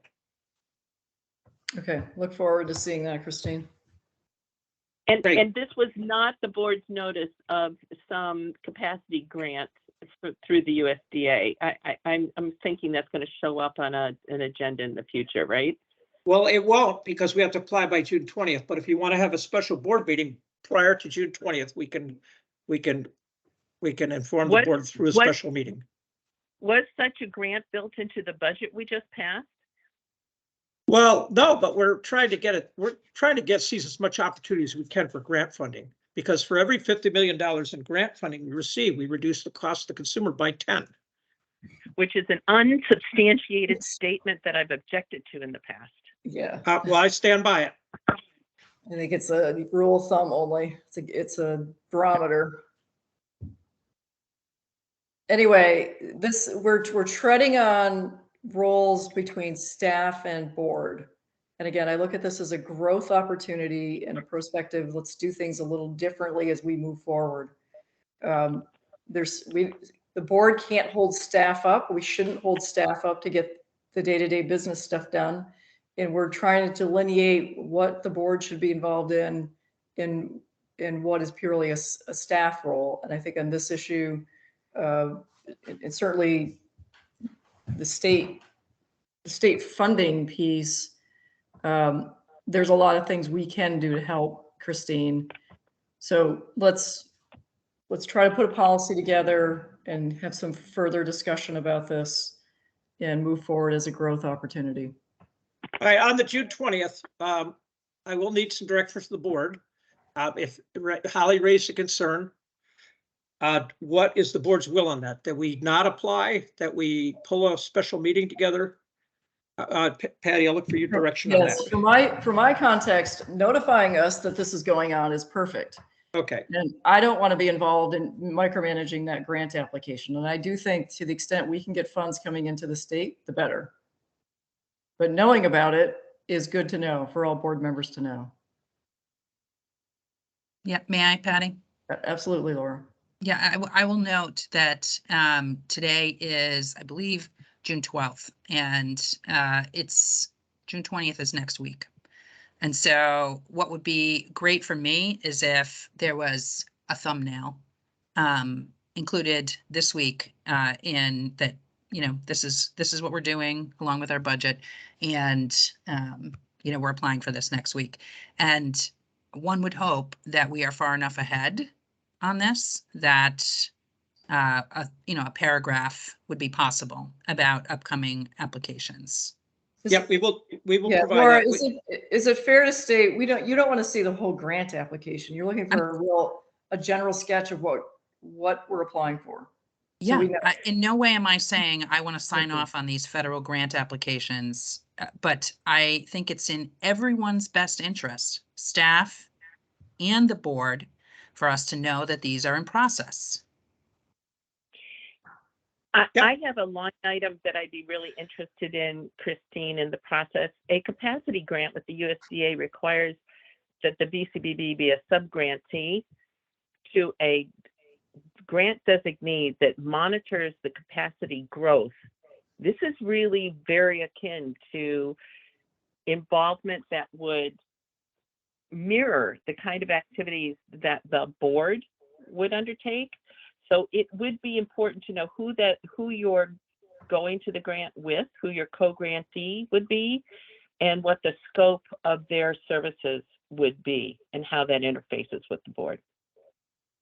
Yes, we will provide all that information. I understand we just heard about this grant Friday, so last Friday, so we're jumping on things as fast as we can. We don't want to miss any opportunity. Agreed. We don't want to miss an opportunity. We understand. I think what you're hearing is give us a little bit of flesh on the bones. Yep, we will do that. Sweet. Any other comments, questions? Okay, let's move along. Okay, we're ready for Verdenberg. Okay, we'll go back wait to a second. Wait a second. Can I interrupt one thing? just about these hearing sessions, there isn't a central repository of information on that. So folks in my neck of the woods, for example, have said, so where do we go, or how do we join? And so I sent them to the VCBB information on the department webpage, which only references a calendar that has no specifics about how to access. So there is a person's name and call here, but if someone could look at what the calendar actually looks like and how to access the information there, that would be great. Yep, and Verdenberg will address this. Okay, go ahead, take it away. Verdenberg. Hello, everyone. Thank you so much for your time and attention to our presentation. We'll give you an update on the Broadband Equity Access and Deployment Plan and the Digital Equity Plan. I have some slides, but I don't think I have permission to share them. Is there someone that I should send them to, or I could get permissions from? Is that you, Rob? In the meeting. Sorry, Breeze, just give us 1 minute. We'll move you up. Yeah. Thank you. Thank you. Try now. Yeah.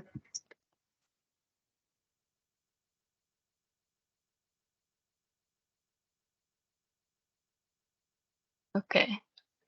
My name is Breeze McIlvain. I'm the project manager from Verdenberg's side for our partnership with you all. And can everyone see the slides? Okay. Yes. Great. Thank you so much. Okay, today what we wanted to give you an update on is an overview of the Internet for All plans. This is the overarching term for BEAD and digital equity. What happens when, what you can expect from the different plans and when you'll see them.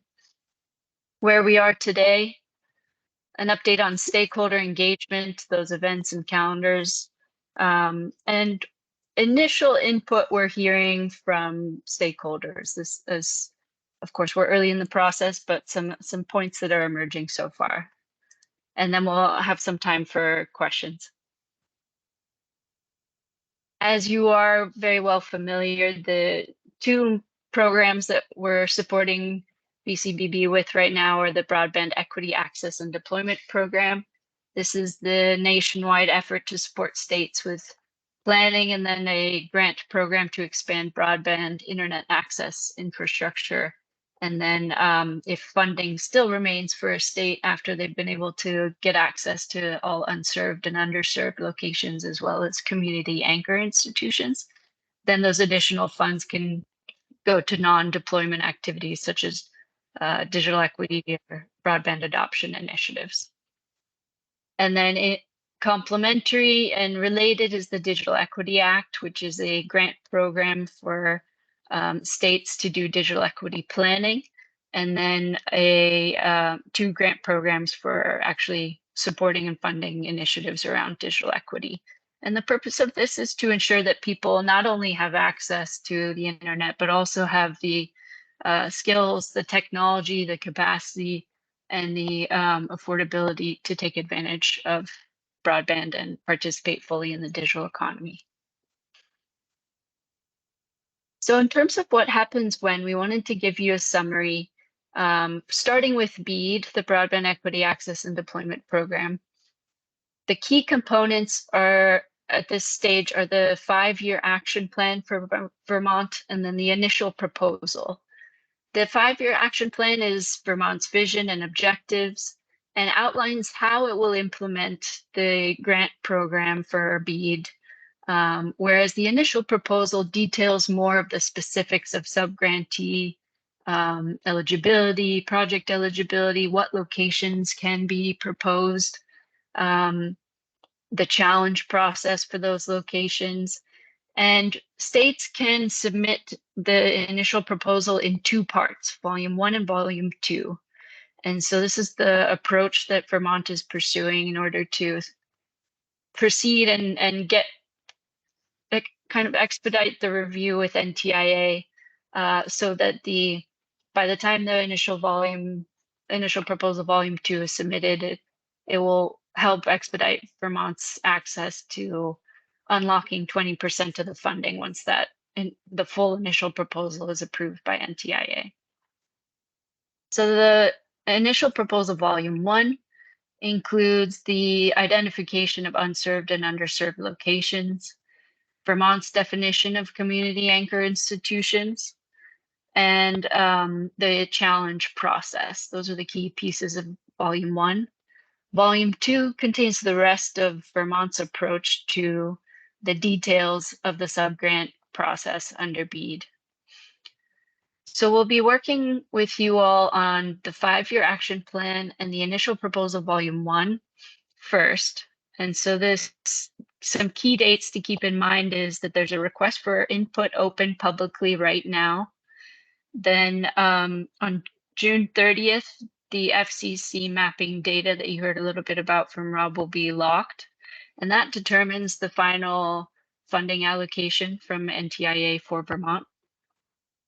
Then in July, at your next board meeting, you'll hear a presentation of the draft. And this is to get your input before it's shared for public comment in mid to late July. And then it is due to NTIA August 28th. So the latter part of August will be focused on finalizing the 5-year action plan and initial proposal volume 1 for submission to NTIA. And then subsequently in August and September, we'll follow a similar process for volume 2 of the initial proposal with a public comment period at the August 21st to September 4th is what we're targeting, and final submission at the end of September. So you will see the first draft in early August at your August board meeting. And then this, just to recap, for the next board meeting, we'll focus on presenting to you and getting your input on the draft 5-year action plan and initial proposal volume 1 for BEAD. And then concurrently with digital equity, the digital equity plan includes a description of what are Vermonters' barriers to digital equity, what is the state's vision for digital equity, objectives and priorities for how Vermont will advance digital equity among what the NTIA and the Notice of Funding Opportunity calls covered populations, the stakeholder engagement process, and needs assessment, as well as an asset inventory, and then the implementation strategy and timeline for Vermont's digital equity program.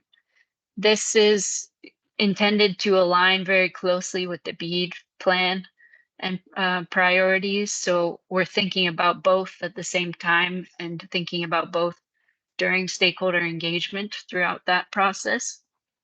But we're supporting VCBB to submit a request for an extension so that the actual digital equity plan can be submitted in December. So we're working on that now. And then we'll do, similar to BEAD, we'll do a public request for input in July, and then present the draft to you all for feedback in October, followed by a public comment period, and then finalization of the digital equity plan.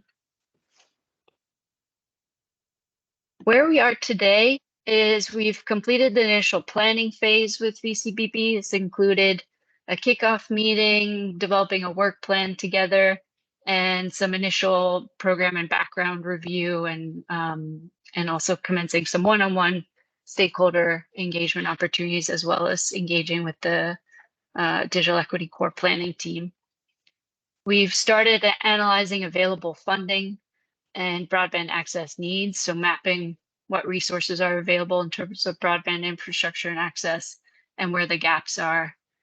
And then we're beginning to draft sections of the BEAD 5-year action plan initial proposal, but of course, finalizing those drafts will depend on stakeholder input and feedback from you all. And then we're also beginning the stakeholder meetings as well as the events, which you'll hear more about shortly. Now I'll turn it over to my colleague Alex, who will describe where we are in terms of stakeholder engagement touch points, what's coming up, and can tackle the question about calendar and how to stay updated about this. Yeah, thanks so much, Breeze. And I believe it was Holly who asked the question about the calendar. Holly, would you mind just repeating the question so I make sure that I answer everything that you wanted to ask about? Unless perhaps it That's wasn't easier Holly, said in than which done. case Can you hear me? I can hear you. Yes. Great. So I was trying to say that I was looking for a central repository of the dates and access for the meetings. So I went to the VCBB information or CUD information on the webpage of the Vermont Public Service Board, or I'm sorry, Vermont Public Service Department. And that squib has a link to a calendar, but it's there's no real information on the calendar. So I'm just asking that that be updated so there's a central repository for the meeting and information that we can direct people to. Okay, absolutely. Yeah. So are you, in terms of additional information, so it might have been, if you were just looking at last week, it might have been that we didn't have any kind of public engagement events last week. Are you looking for more information? 10 minutes ago. Okay, and so are you looking for more information on what the substance of the event will be, or what kind of information? It. So, How to if somebody from our community wants to attend, I have no way to refer them unless they happen to see it in the paper or happen to see it online. So there should be we have a place for VCBB information on the web, and there is an entry about it, but there's no substantive information like, here's the access code on a Zoom meeting, here's the address to attend a meeting in person. And frankly, it's very obtuse, the description of what's happening on those dates. So I'm just suggesting to you that it's like notice without notice. Okay, that's helpful. Yep. So I think, I'm not sure what's going on with the addresses, those and the Zoom links, those should be in there. I'll work on making sure that the calendar is as clear and user friendly as possible. So thank you, Holly, for that feedback. Lucy's gonna, yeah, go ahead, Lucy. Yeah, I did want to say so our calendar, we have been directing people. It has the address for the in-person, and then it has the Teams link for the virtual listening sessions. If you click on the event, that will come up. But I do think, Holly, it's a good suggestion that maybe a short blurb, like a few sentences on each event, to kind of orient the public to what the event is and, what the audience might be. I think that would be easy enough to add, and I think that's a good suggestion. Unless you're getting to a different web page than I am, Lucy, there's no link to a Zoom meeting. So just check it for me, please. Holly, I can maybe follow up with you. A lot of them are in-person events. So the in-person events have the address, and then the virtual events have the link. But I can follow up with you after the meeting and make sure that we're looking at the same thing. Great, thank you. And thanks for that feedback, Holly. Obviously, we want this calendar to be a resource for people and for people to actually be able to access and use it. So, if that's your experience, then clearly we're gonna, hopefully be able to make some updates and make it a little more user friendly. So in any case, thank you for that, Holly. So now I'll turn back to kind of an overview of where we are on stakeholder engagement. Obviously, you all received the finalized stakeholder engagement plan as a pre-read. The plan reflects the feedback of multiple groups, including this group, the Digital Equity Core Planning Team, VCBB staff, our direct interactions with stakeholders in the community, hearing about how they feel it would be best to engage folks, other organizations that are already doing this work, or similar work, I should say, in reaching out particularly to underrepresented communities and covered populations. And so we're really happy with it. We think that it is comprehensive and gives folks, frankly, a plethora of mechanisms for providing feedback and getting their voice heard throughout this process. So both through kind of active feedback solicitation and then more passive, opportunities, as Heron was alluding to earlier, our requests for input, our email inbox, our phone line, and the mailing address are all mechanisms where folks can submit their feedback at any point on a schedule that works for them whenever they have thoughts on this topic. And so this slide provides an overview. This slide provides an overview of kind of our ongoing stakeholder engagement activities, what stakeholder engagement is actually going to look like now that we've executed on the plan. So we've got, as we said, several things going on. So there is an active request for input out right now. We've gotten several responses so far, which is great, actually, because in our experience, organizations frequently leave responses to RFIs and RFPs to the last possible minute. So we think that having kind of advanced submitted RFI responses is a really good indicator of the level of engagement that the RFI is getting. We've also made the decision to add in weekly office hours on Thursdays from 1 to 2 p.m. starting this week.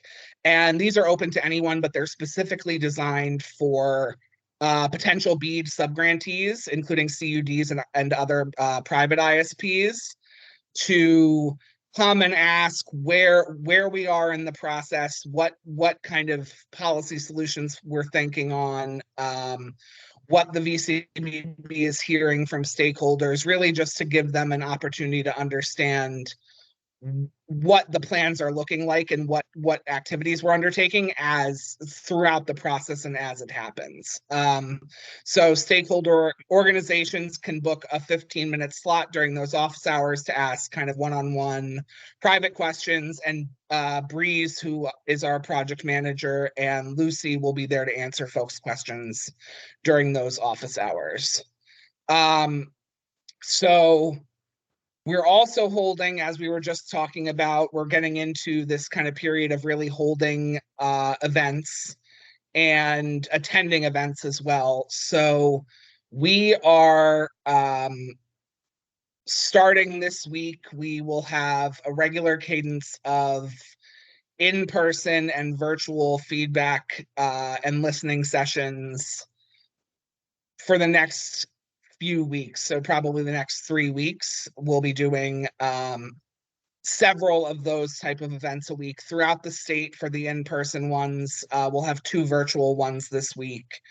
And these are really, as we've talked about, they're designed to be discussions that are community driven and community led, and really for us to hear the lived experience of Vermonters in these, for the in-person events in this kind of community that we've gone to, and where access and adoption are barriers and are issues. We are, we want to hear directly the voices of those folks. And so it's going to start, as Christine said, VCBB staff will attend every event to the extent at all possible. So as of now, a VCBB staff member is attending every one of the events that we have scheduled.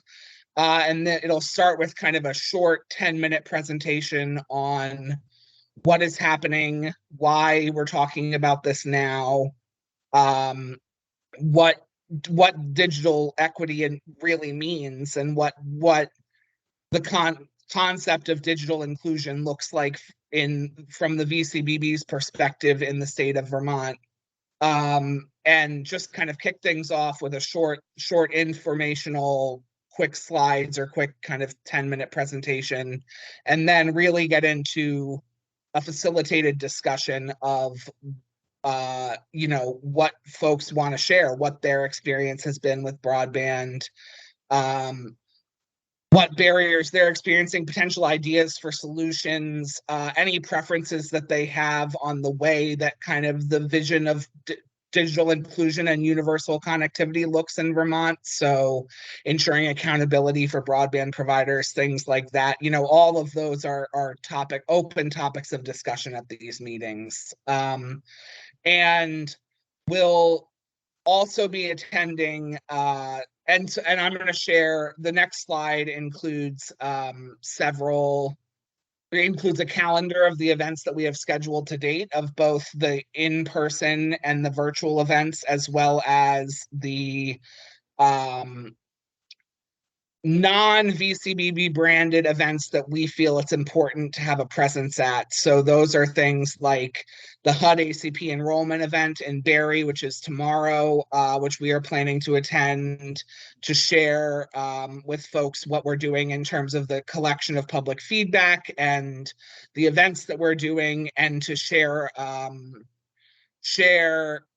survey for folks, and the opportunities, all these opportunities that we've created to provide feedback in this process to hopefully increase the number of folks that are submitting comments. So we have 3 of those booked at this point. We'll be attending the HUD ACP enrollment event. On Wednesday, we'll be attending the Vermont Veterans Summit, which is a great place where we can, engage with the veteran community.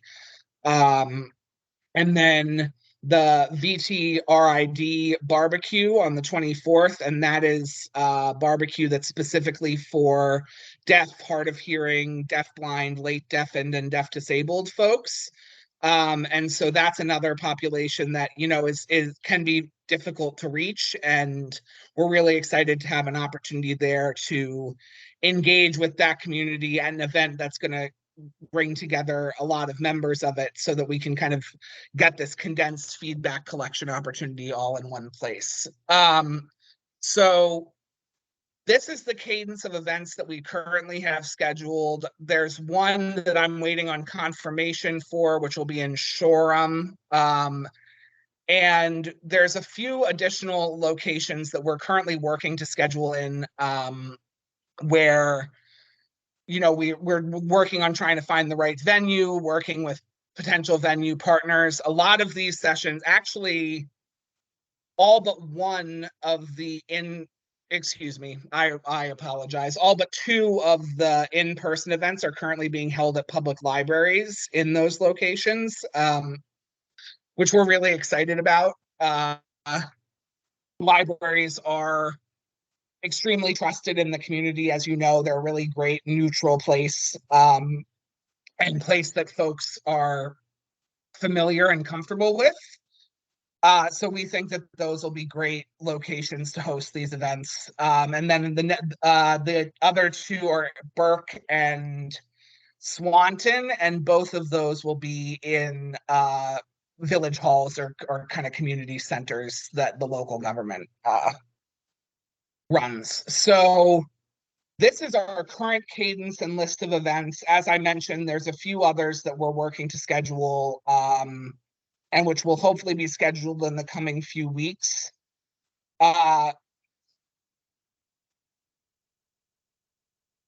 Excuse me, I'm sorry about that. I got a ping that distracted me.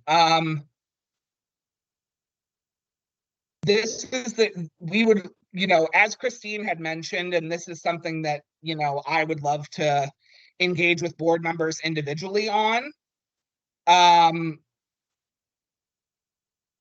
If you all would like to come to any of these, if you all would like to give opening remarks about your kind of role in the VCBB and your belief in what the VCBB is doing, we'd welcome that. It's not often that people doing this work really get an opportunity to go out and see what the impact or the potential impact of this work is going to be. And we think that this could be a really great opportunity for board members to hear about what, be reminded, as I will be and as VCBB staff will be reminded about the real world applications and why this is significant and why we're all working towards this goal.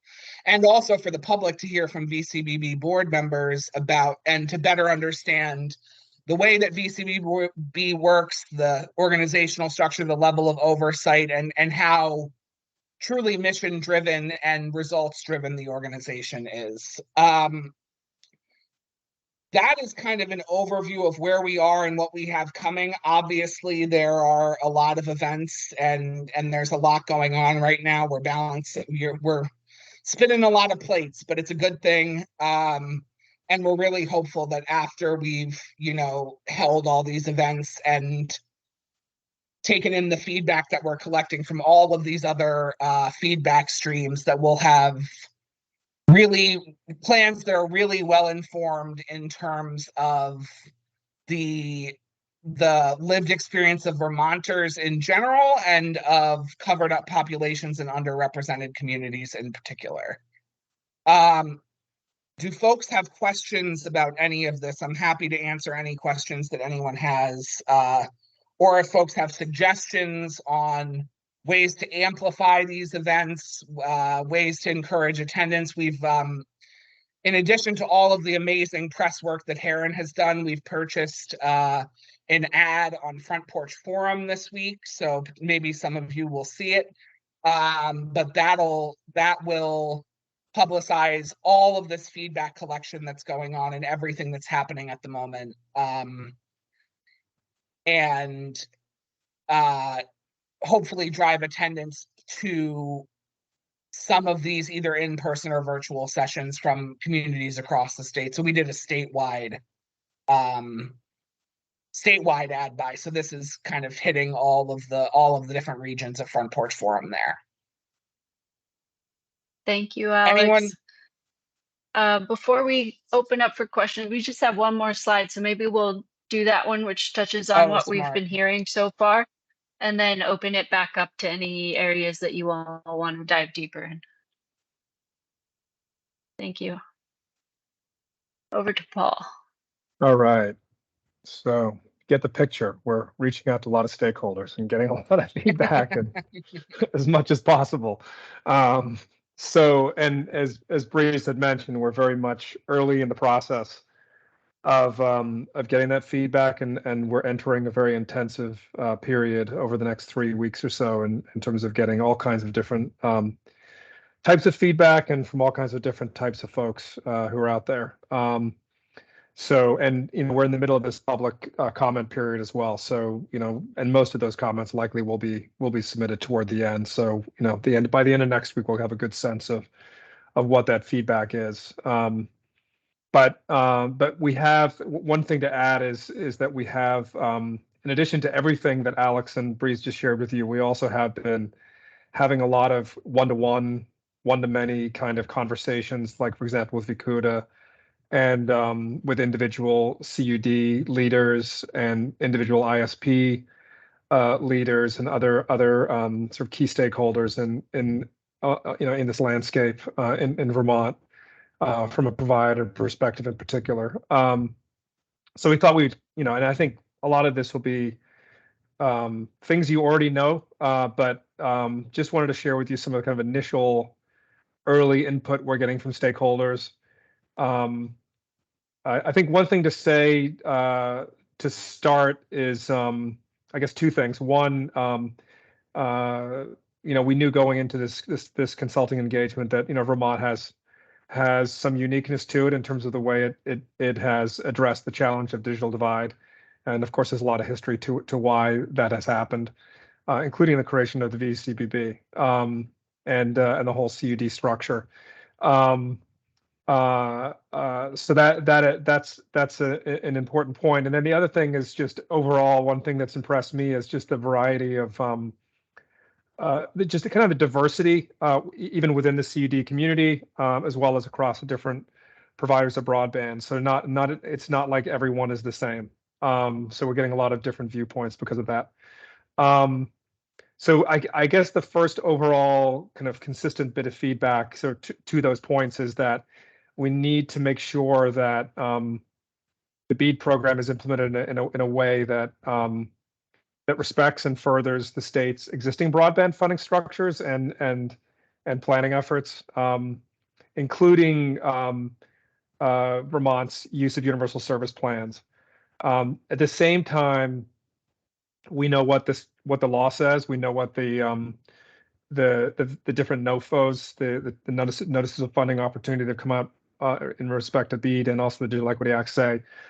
So we have to figure out a way to be to satisfy the first piece, and then also make sure that what we do is compliant with what's required in statute and in the NOFOs, but also takes advantage of flexibility that's there in terms of how things get structured. So, some of the examples there are like in relation to CUDs.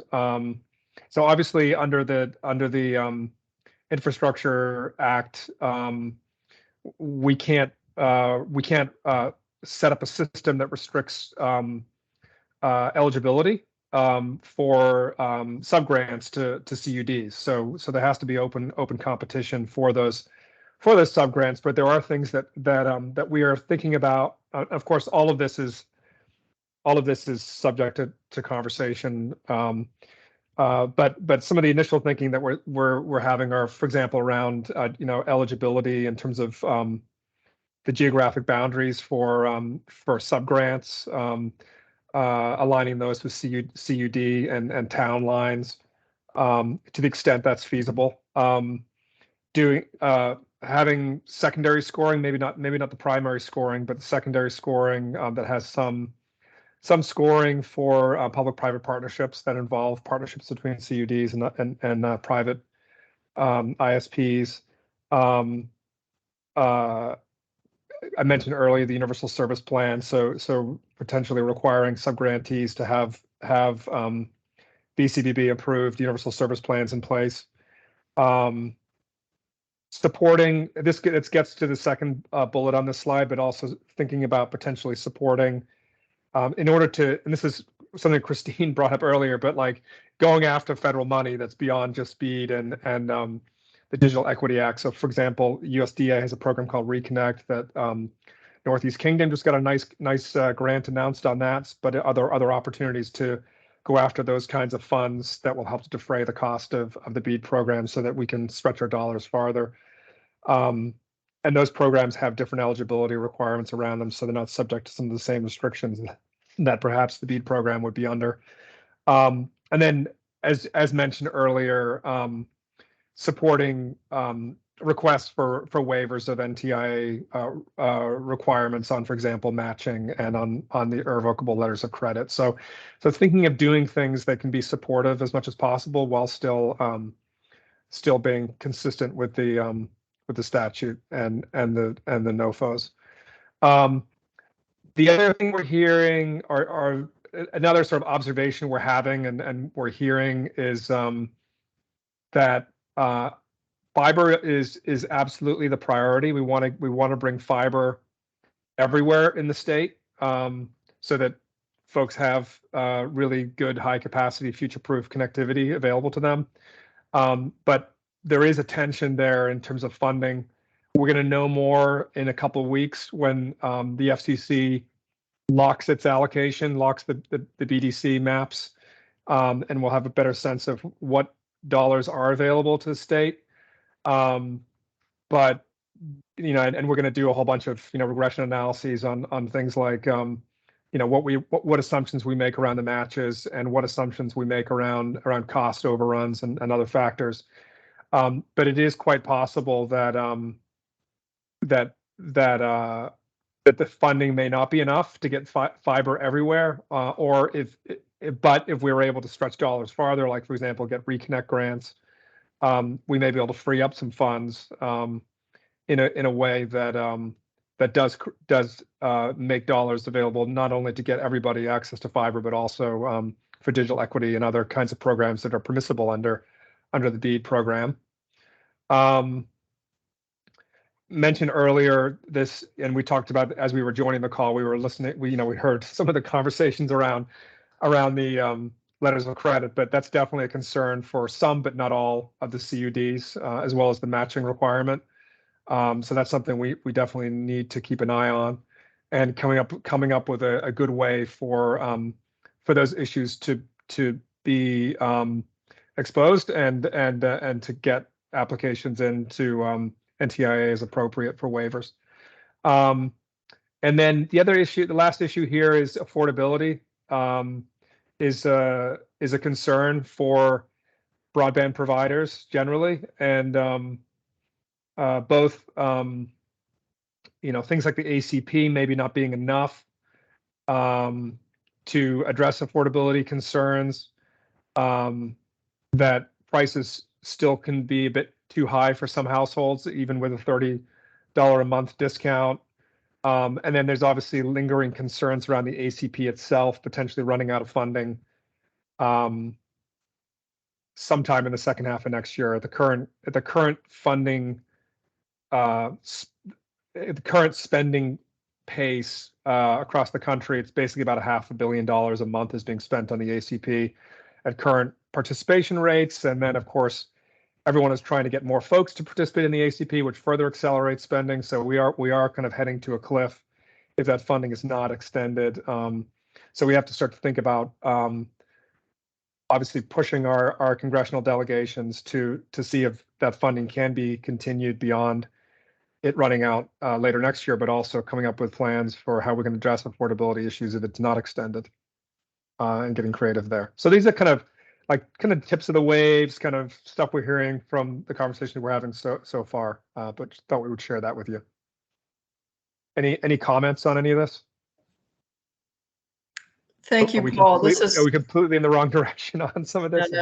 No, this is Patty jumping in. Sorry, my camera is not working, but thank you, Paul, Alex, and Breeze for your great work here.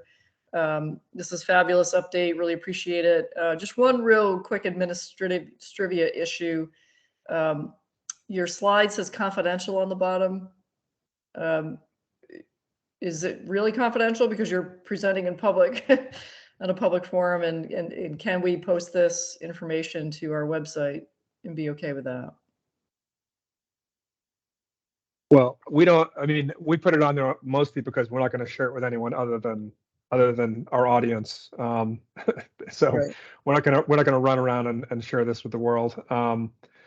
I defer to the client.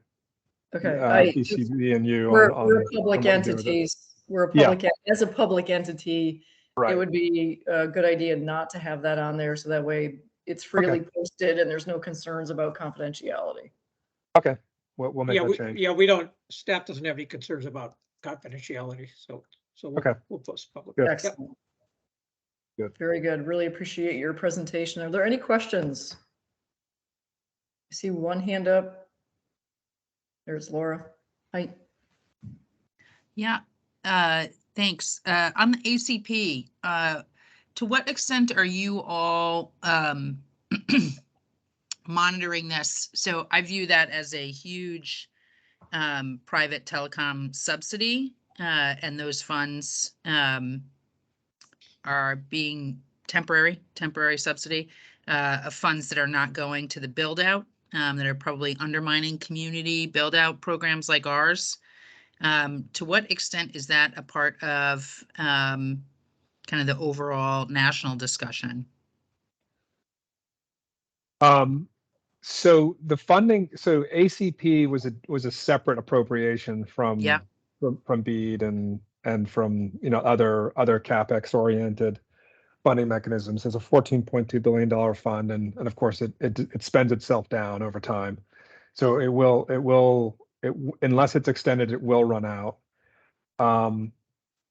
So I'm just, maybe I'll just pause after just making that one comment. I just want to understand a little bit more about sort of your thinking around how that takes away funding from. Yeah, so I believe it's a pretty big temporary subsidy for a lot of our private providers. And so I worry about a big advocacy effort to sustain this. As we maybe a scaling down of infrastructure funds.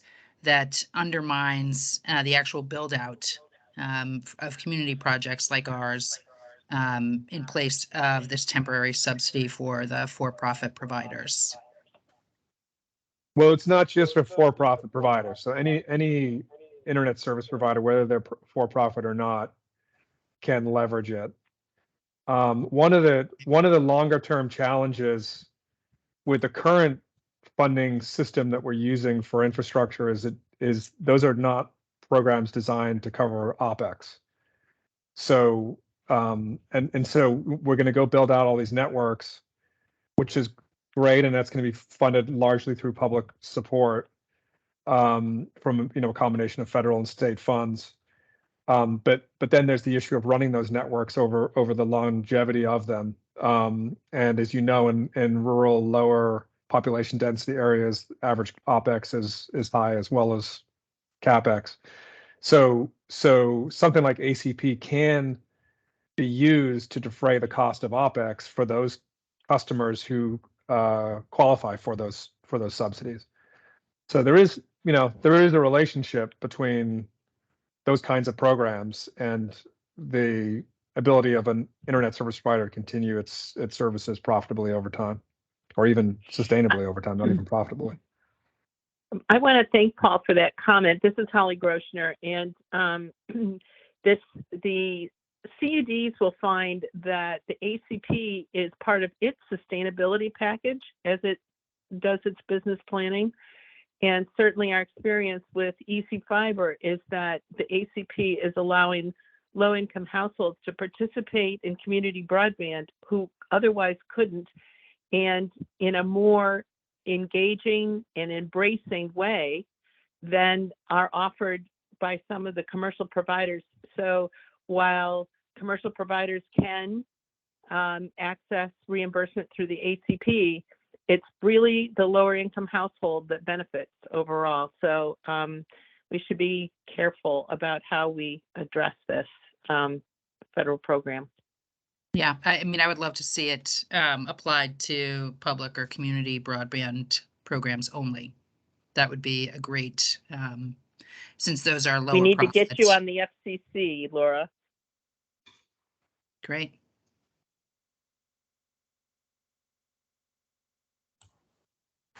Okay, other questions, comments? All right, thank you. Very thought provoking. Thank you very much. Really appreciate your time. Yeah, thank you. Thank you. We'll excuse ourselves and you can continue on with the meeting. Thank you so much. Thank you. Thanks. Take care. Bye. Okay, Christine, that brings us to Vcuda update. Is Rob with us today? Yeah, Rob Hi. or Ellie. Yeah. Hi, Rob actually couldn't make it this afternoon, so I'm doing the Vcuda update on his behalf. So good afternoon, everyone. So just a couple things to update on this month. So as you're all very well aware, the CUD construction season is well underway in full swing.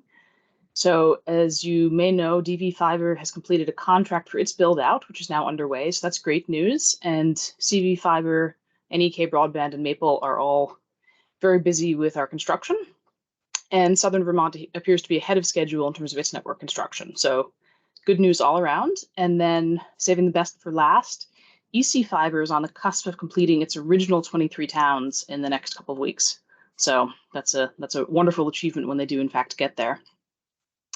So next up is completion of the NBRC grant agreement. So late last week, this grant agreement was presented to Vcuda and we signed it. And so this is wonderful. This is really exciting, and the timing is also really good as well, because we recognize how just a little bit of cross CUD support can really help, as it did with our Make Ready collaborations, which I'll be covering in a little bit. So we hope to get RFPs out in the next week on financial services and grant support, and then we're also planning to begin interviews this week for the associate program coordinator position. BEAD planning and the 5-year action plan. So again, really appreciated the detailed description there from the Vernonburg group in terms of what the current status is and the plans going forward.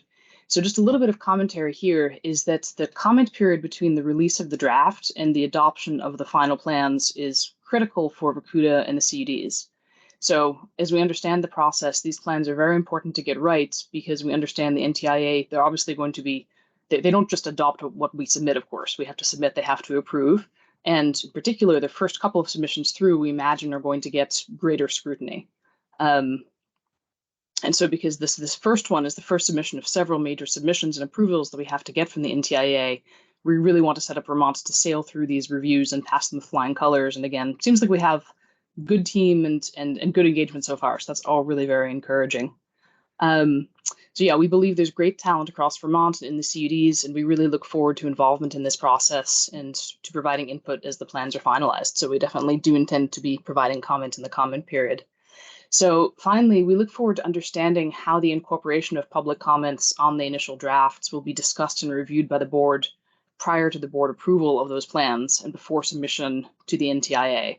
Because we understand from the submission now that the initial drafts or the summary of the initial drafts would be presented, for example, in July for late August submission. And then there's a public comment period after that. And then you guys saw the timeline for revision and submission of revised documents, but it's not entirely clear at this point when those revised submissions are going to be reviewed by the board and potentially discussed in public forum prior to their submission. So we look forward to hearing more about that.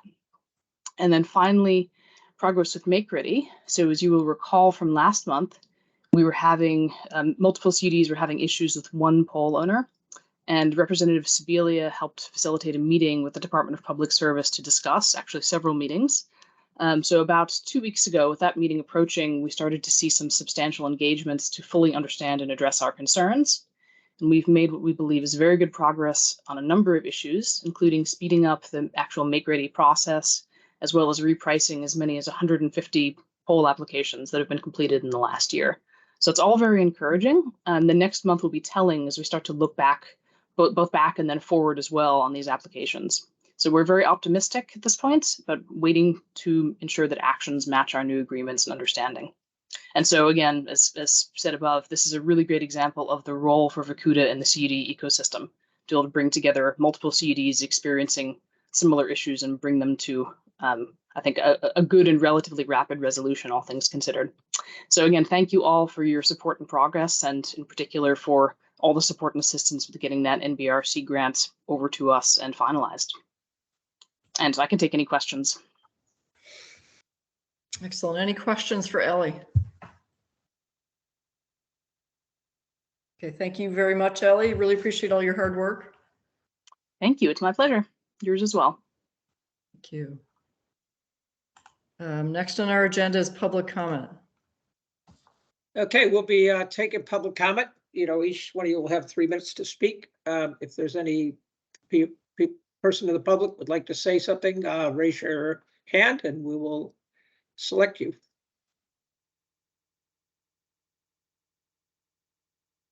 Going once.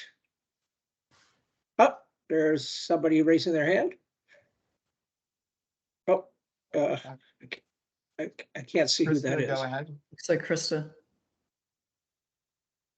Go ahead, Krista. Good afternoon, everybody. Thank you again. Can you hear or see me yet? Yes. I just have a black screen, so okay.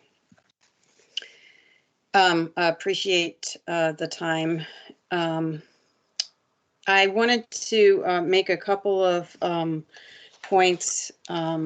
One was that at the last meeting, Rob had mentioned that, or I saw in the minutes that Rob had mentioned that I would provide written comments on accountability and affordability, and I do intend to do that. As some of you know, my mom passed last week, and I've been in hospice and hospitals for the last while, so I'm behind schedule.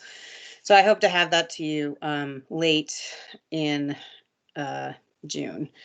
The second thing that I wanted to say, as you've heard and know, is that we're extremely excited about the Reconnect grant award of $17.5 million for a $23.5 million total project. Not only does that impact 22 of the 56 towns in our CUD.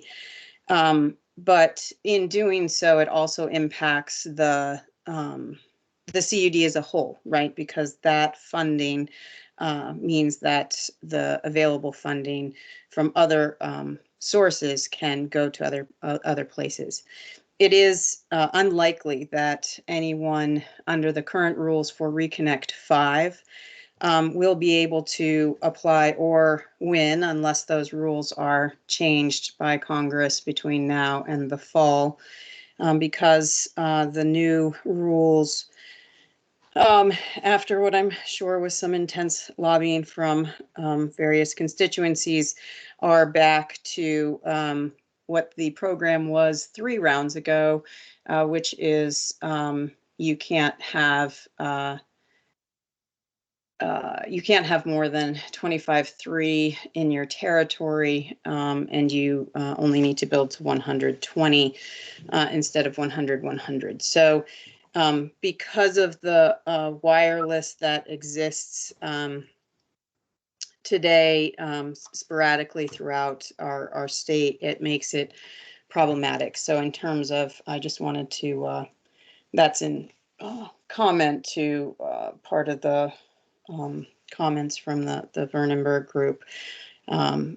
As you also may or may not know, Senator Welch does have an act in place that's called Reconnect America, to try and put the Reconnect program into the Farm Bill, so that it moves from a pilot program into a permanent program. And they took testimony from myself and Roger Nishi and 3 others on rural broadband in general.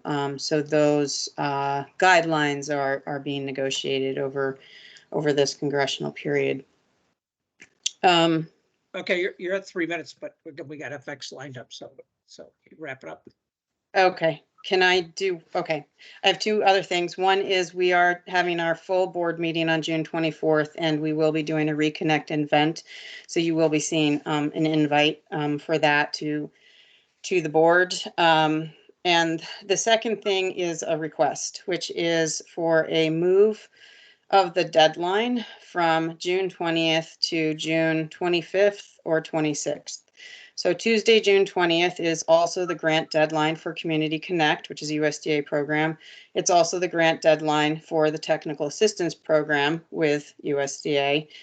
June 23rd is the deadline for the grant applications to the VCBB, of which at least 4 I think 4 CUDs are submitting applications at that time. So if we could have until that Sunday or until that Monday, I know very well that you would prefer to have them before the 20th, but I would just put in that request that there's a lot going on in that period of time. So thank you very much for your time. Take care. Okay, go ahead, FX. Yeah, thank you very much. So I would like for all of you to feel welcome and invited to EC Fiber's Golden Patch Cord event on Tuesday, June 27th in White River Junction. It's not quite set in stone yet, I have to say. I'm waiting on a permit from the town of Hartford. I don't anticipate there being any issues with that. Senator Welch has agreed to speak that day. Depending on the status of the veto session, the governor will be there. We're hoping Senator Sanders and Congresswoman Ballant will be there. I'm anticipating that we'll have a crowd of a couple of hundred people. I'm hoping so, at least. Like the Golden Spike event, instead of driving a spike to symbolize the completion of the Transcontinental Railroad, we'll be having dignitaries plug in the fiber patch cords in our hub that will eventually deliver service to somebody in White River Junction or Wilder, the 2 areas of the town of Hartford that will be served by the hub. And the lighting of this hub symbolizes the completion of our original 23 town mission to bring fiber to every home and business on the grid in our member towns, which is, if you think about it, that is a statement of universal service that is far in excess of the definition of universal service contained in Act 71. So we like to say that we came up with the project for the state as a whole, and it's exciting. It's very exciting that we're finally at this moment in time. I'm expecting a day this week to get confirmation that the hub is lit and that we've got our first customer actually in service. I'm really hoping it's going to be as early as Thursday, because on Friday we celebrate our 9th anniversary as a communication union district. That was when we were able to file all the paperwork. We actually didn't transfer the assets from the LLC to the district until January 1st. But June 16th is in effect the birthday of our district. So keep an eye on your email. Pencil in 11 a.m. to 1 p.m. White River Junction, June 27th. We'll have speechifying. We'll have symbolic plugging in of patch cords. You'll get your own yellow colored patch cord as a souvenir, and we'll have a little reception at Northern Stage afterwards. So thank you very much. Thanks, FX. Anybody else? I don't see any hands at this point. Going once, going twice, going thrice. Okay, I think we're done, Patty. Okay, thank you very much, Christine. Thank you, Krista and FX, for your comments. Let's move to the parking lot. Well, currently, as of today, we have two things in the parking lot. We had one thing, which is the follow-up from the audit, which Patty, you were leading. And that's, of course, you're working on the accountability and affordability policy as we speak. And Tony's involved with that. But of course, we've got the added thing today, which is the to develop a policy for how we keep the board informed on applications. And so that's anything else that should be in the parking lot that's not there. And I should correct that it's not an audit. It was a report from the auditor's office that you're following up on. Yes. Okay, anything else in the parking lot? All right, let's move to confirm the next meeting. Christine, I want to bring up what Krista asked relative to the deadline for grants. Is that possible to move it to June 25th or 26th? I would not comment at this point. I have to check with staff because the fact that we have multiple applications coming in, staff has to handle it. You know, actually that was a counter argument saying we have many applications coming in. So we have to consider. I definitely want to consult with staff. Okay. I'm not prepared to make a commitment. Okay. So let's talk about what's coming up in July. So we have our regular meeting scheduled for July 10th. Are you anticipating 4 applications for grants? Right now we have, I think we might even have 5, but that's, again, I'm going to be careful because, you know, if they all come in, we're probably going to have 2 meetings in July. So I wanted to talk about that for our agenda item for the next meeting of July 10th. And if we need to have a second meeting, I want to put that on people's radar screen. My proposal would be that we hold the meeting on the 10th, see how far we get with all the grants that come in, and then schedule a subsequent meeting in July if required. That makes sense to me, Patty. Okay. Makes sense to me. Excellent. If we can you plow choose a through them day? all, yep, if we can get through them all on the 10th, that'd be awesome. And if not, we'd have to plan for a subsequent meeting. Yep. Right. And can everybody make the 10th? Yes. Excellent. I'm hearing nobody with problems or conflicts. Yes, I can make it. Excellent. Brian? Yes. All right, you're on. Holly? I can make the 10th, and it sounds like we better have an accountability and affordability policy in place. So we might want to put that on the agenda. That's coming up very fast. If we can at least get some preliminary discussion going, I would welcome that, in addition to the grants that we can fit in on the 10th. We need to get that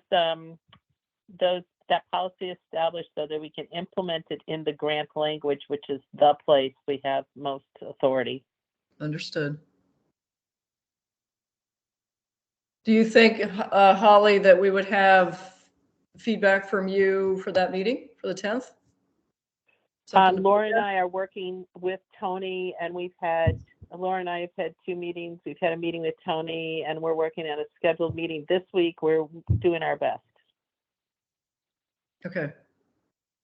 I won't hold you to the date, but we'll tentatively mark you in. Okay, is there anything else? Yeah, I got feedback. Krista, I'm sorry, Krista, I didn't see your hand up. Krista's got another point to make, I guess. Krista, go ahead.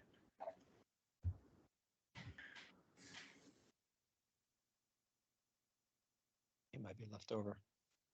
Oh, Chris, back down. Oh, We may okay. have lost her. She but she emailed us I'm too. sorry. She just wanted it to be known. Oh, Oh, you're there. oh, Go she's for it. there. She's there. Good.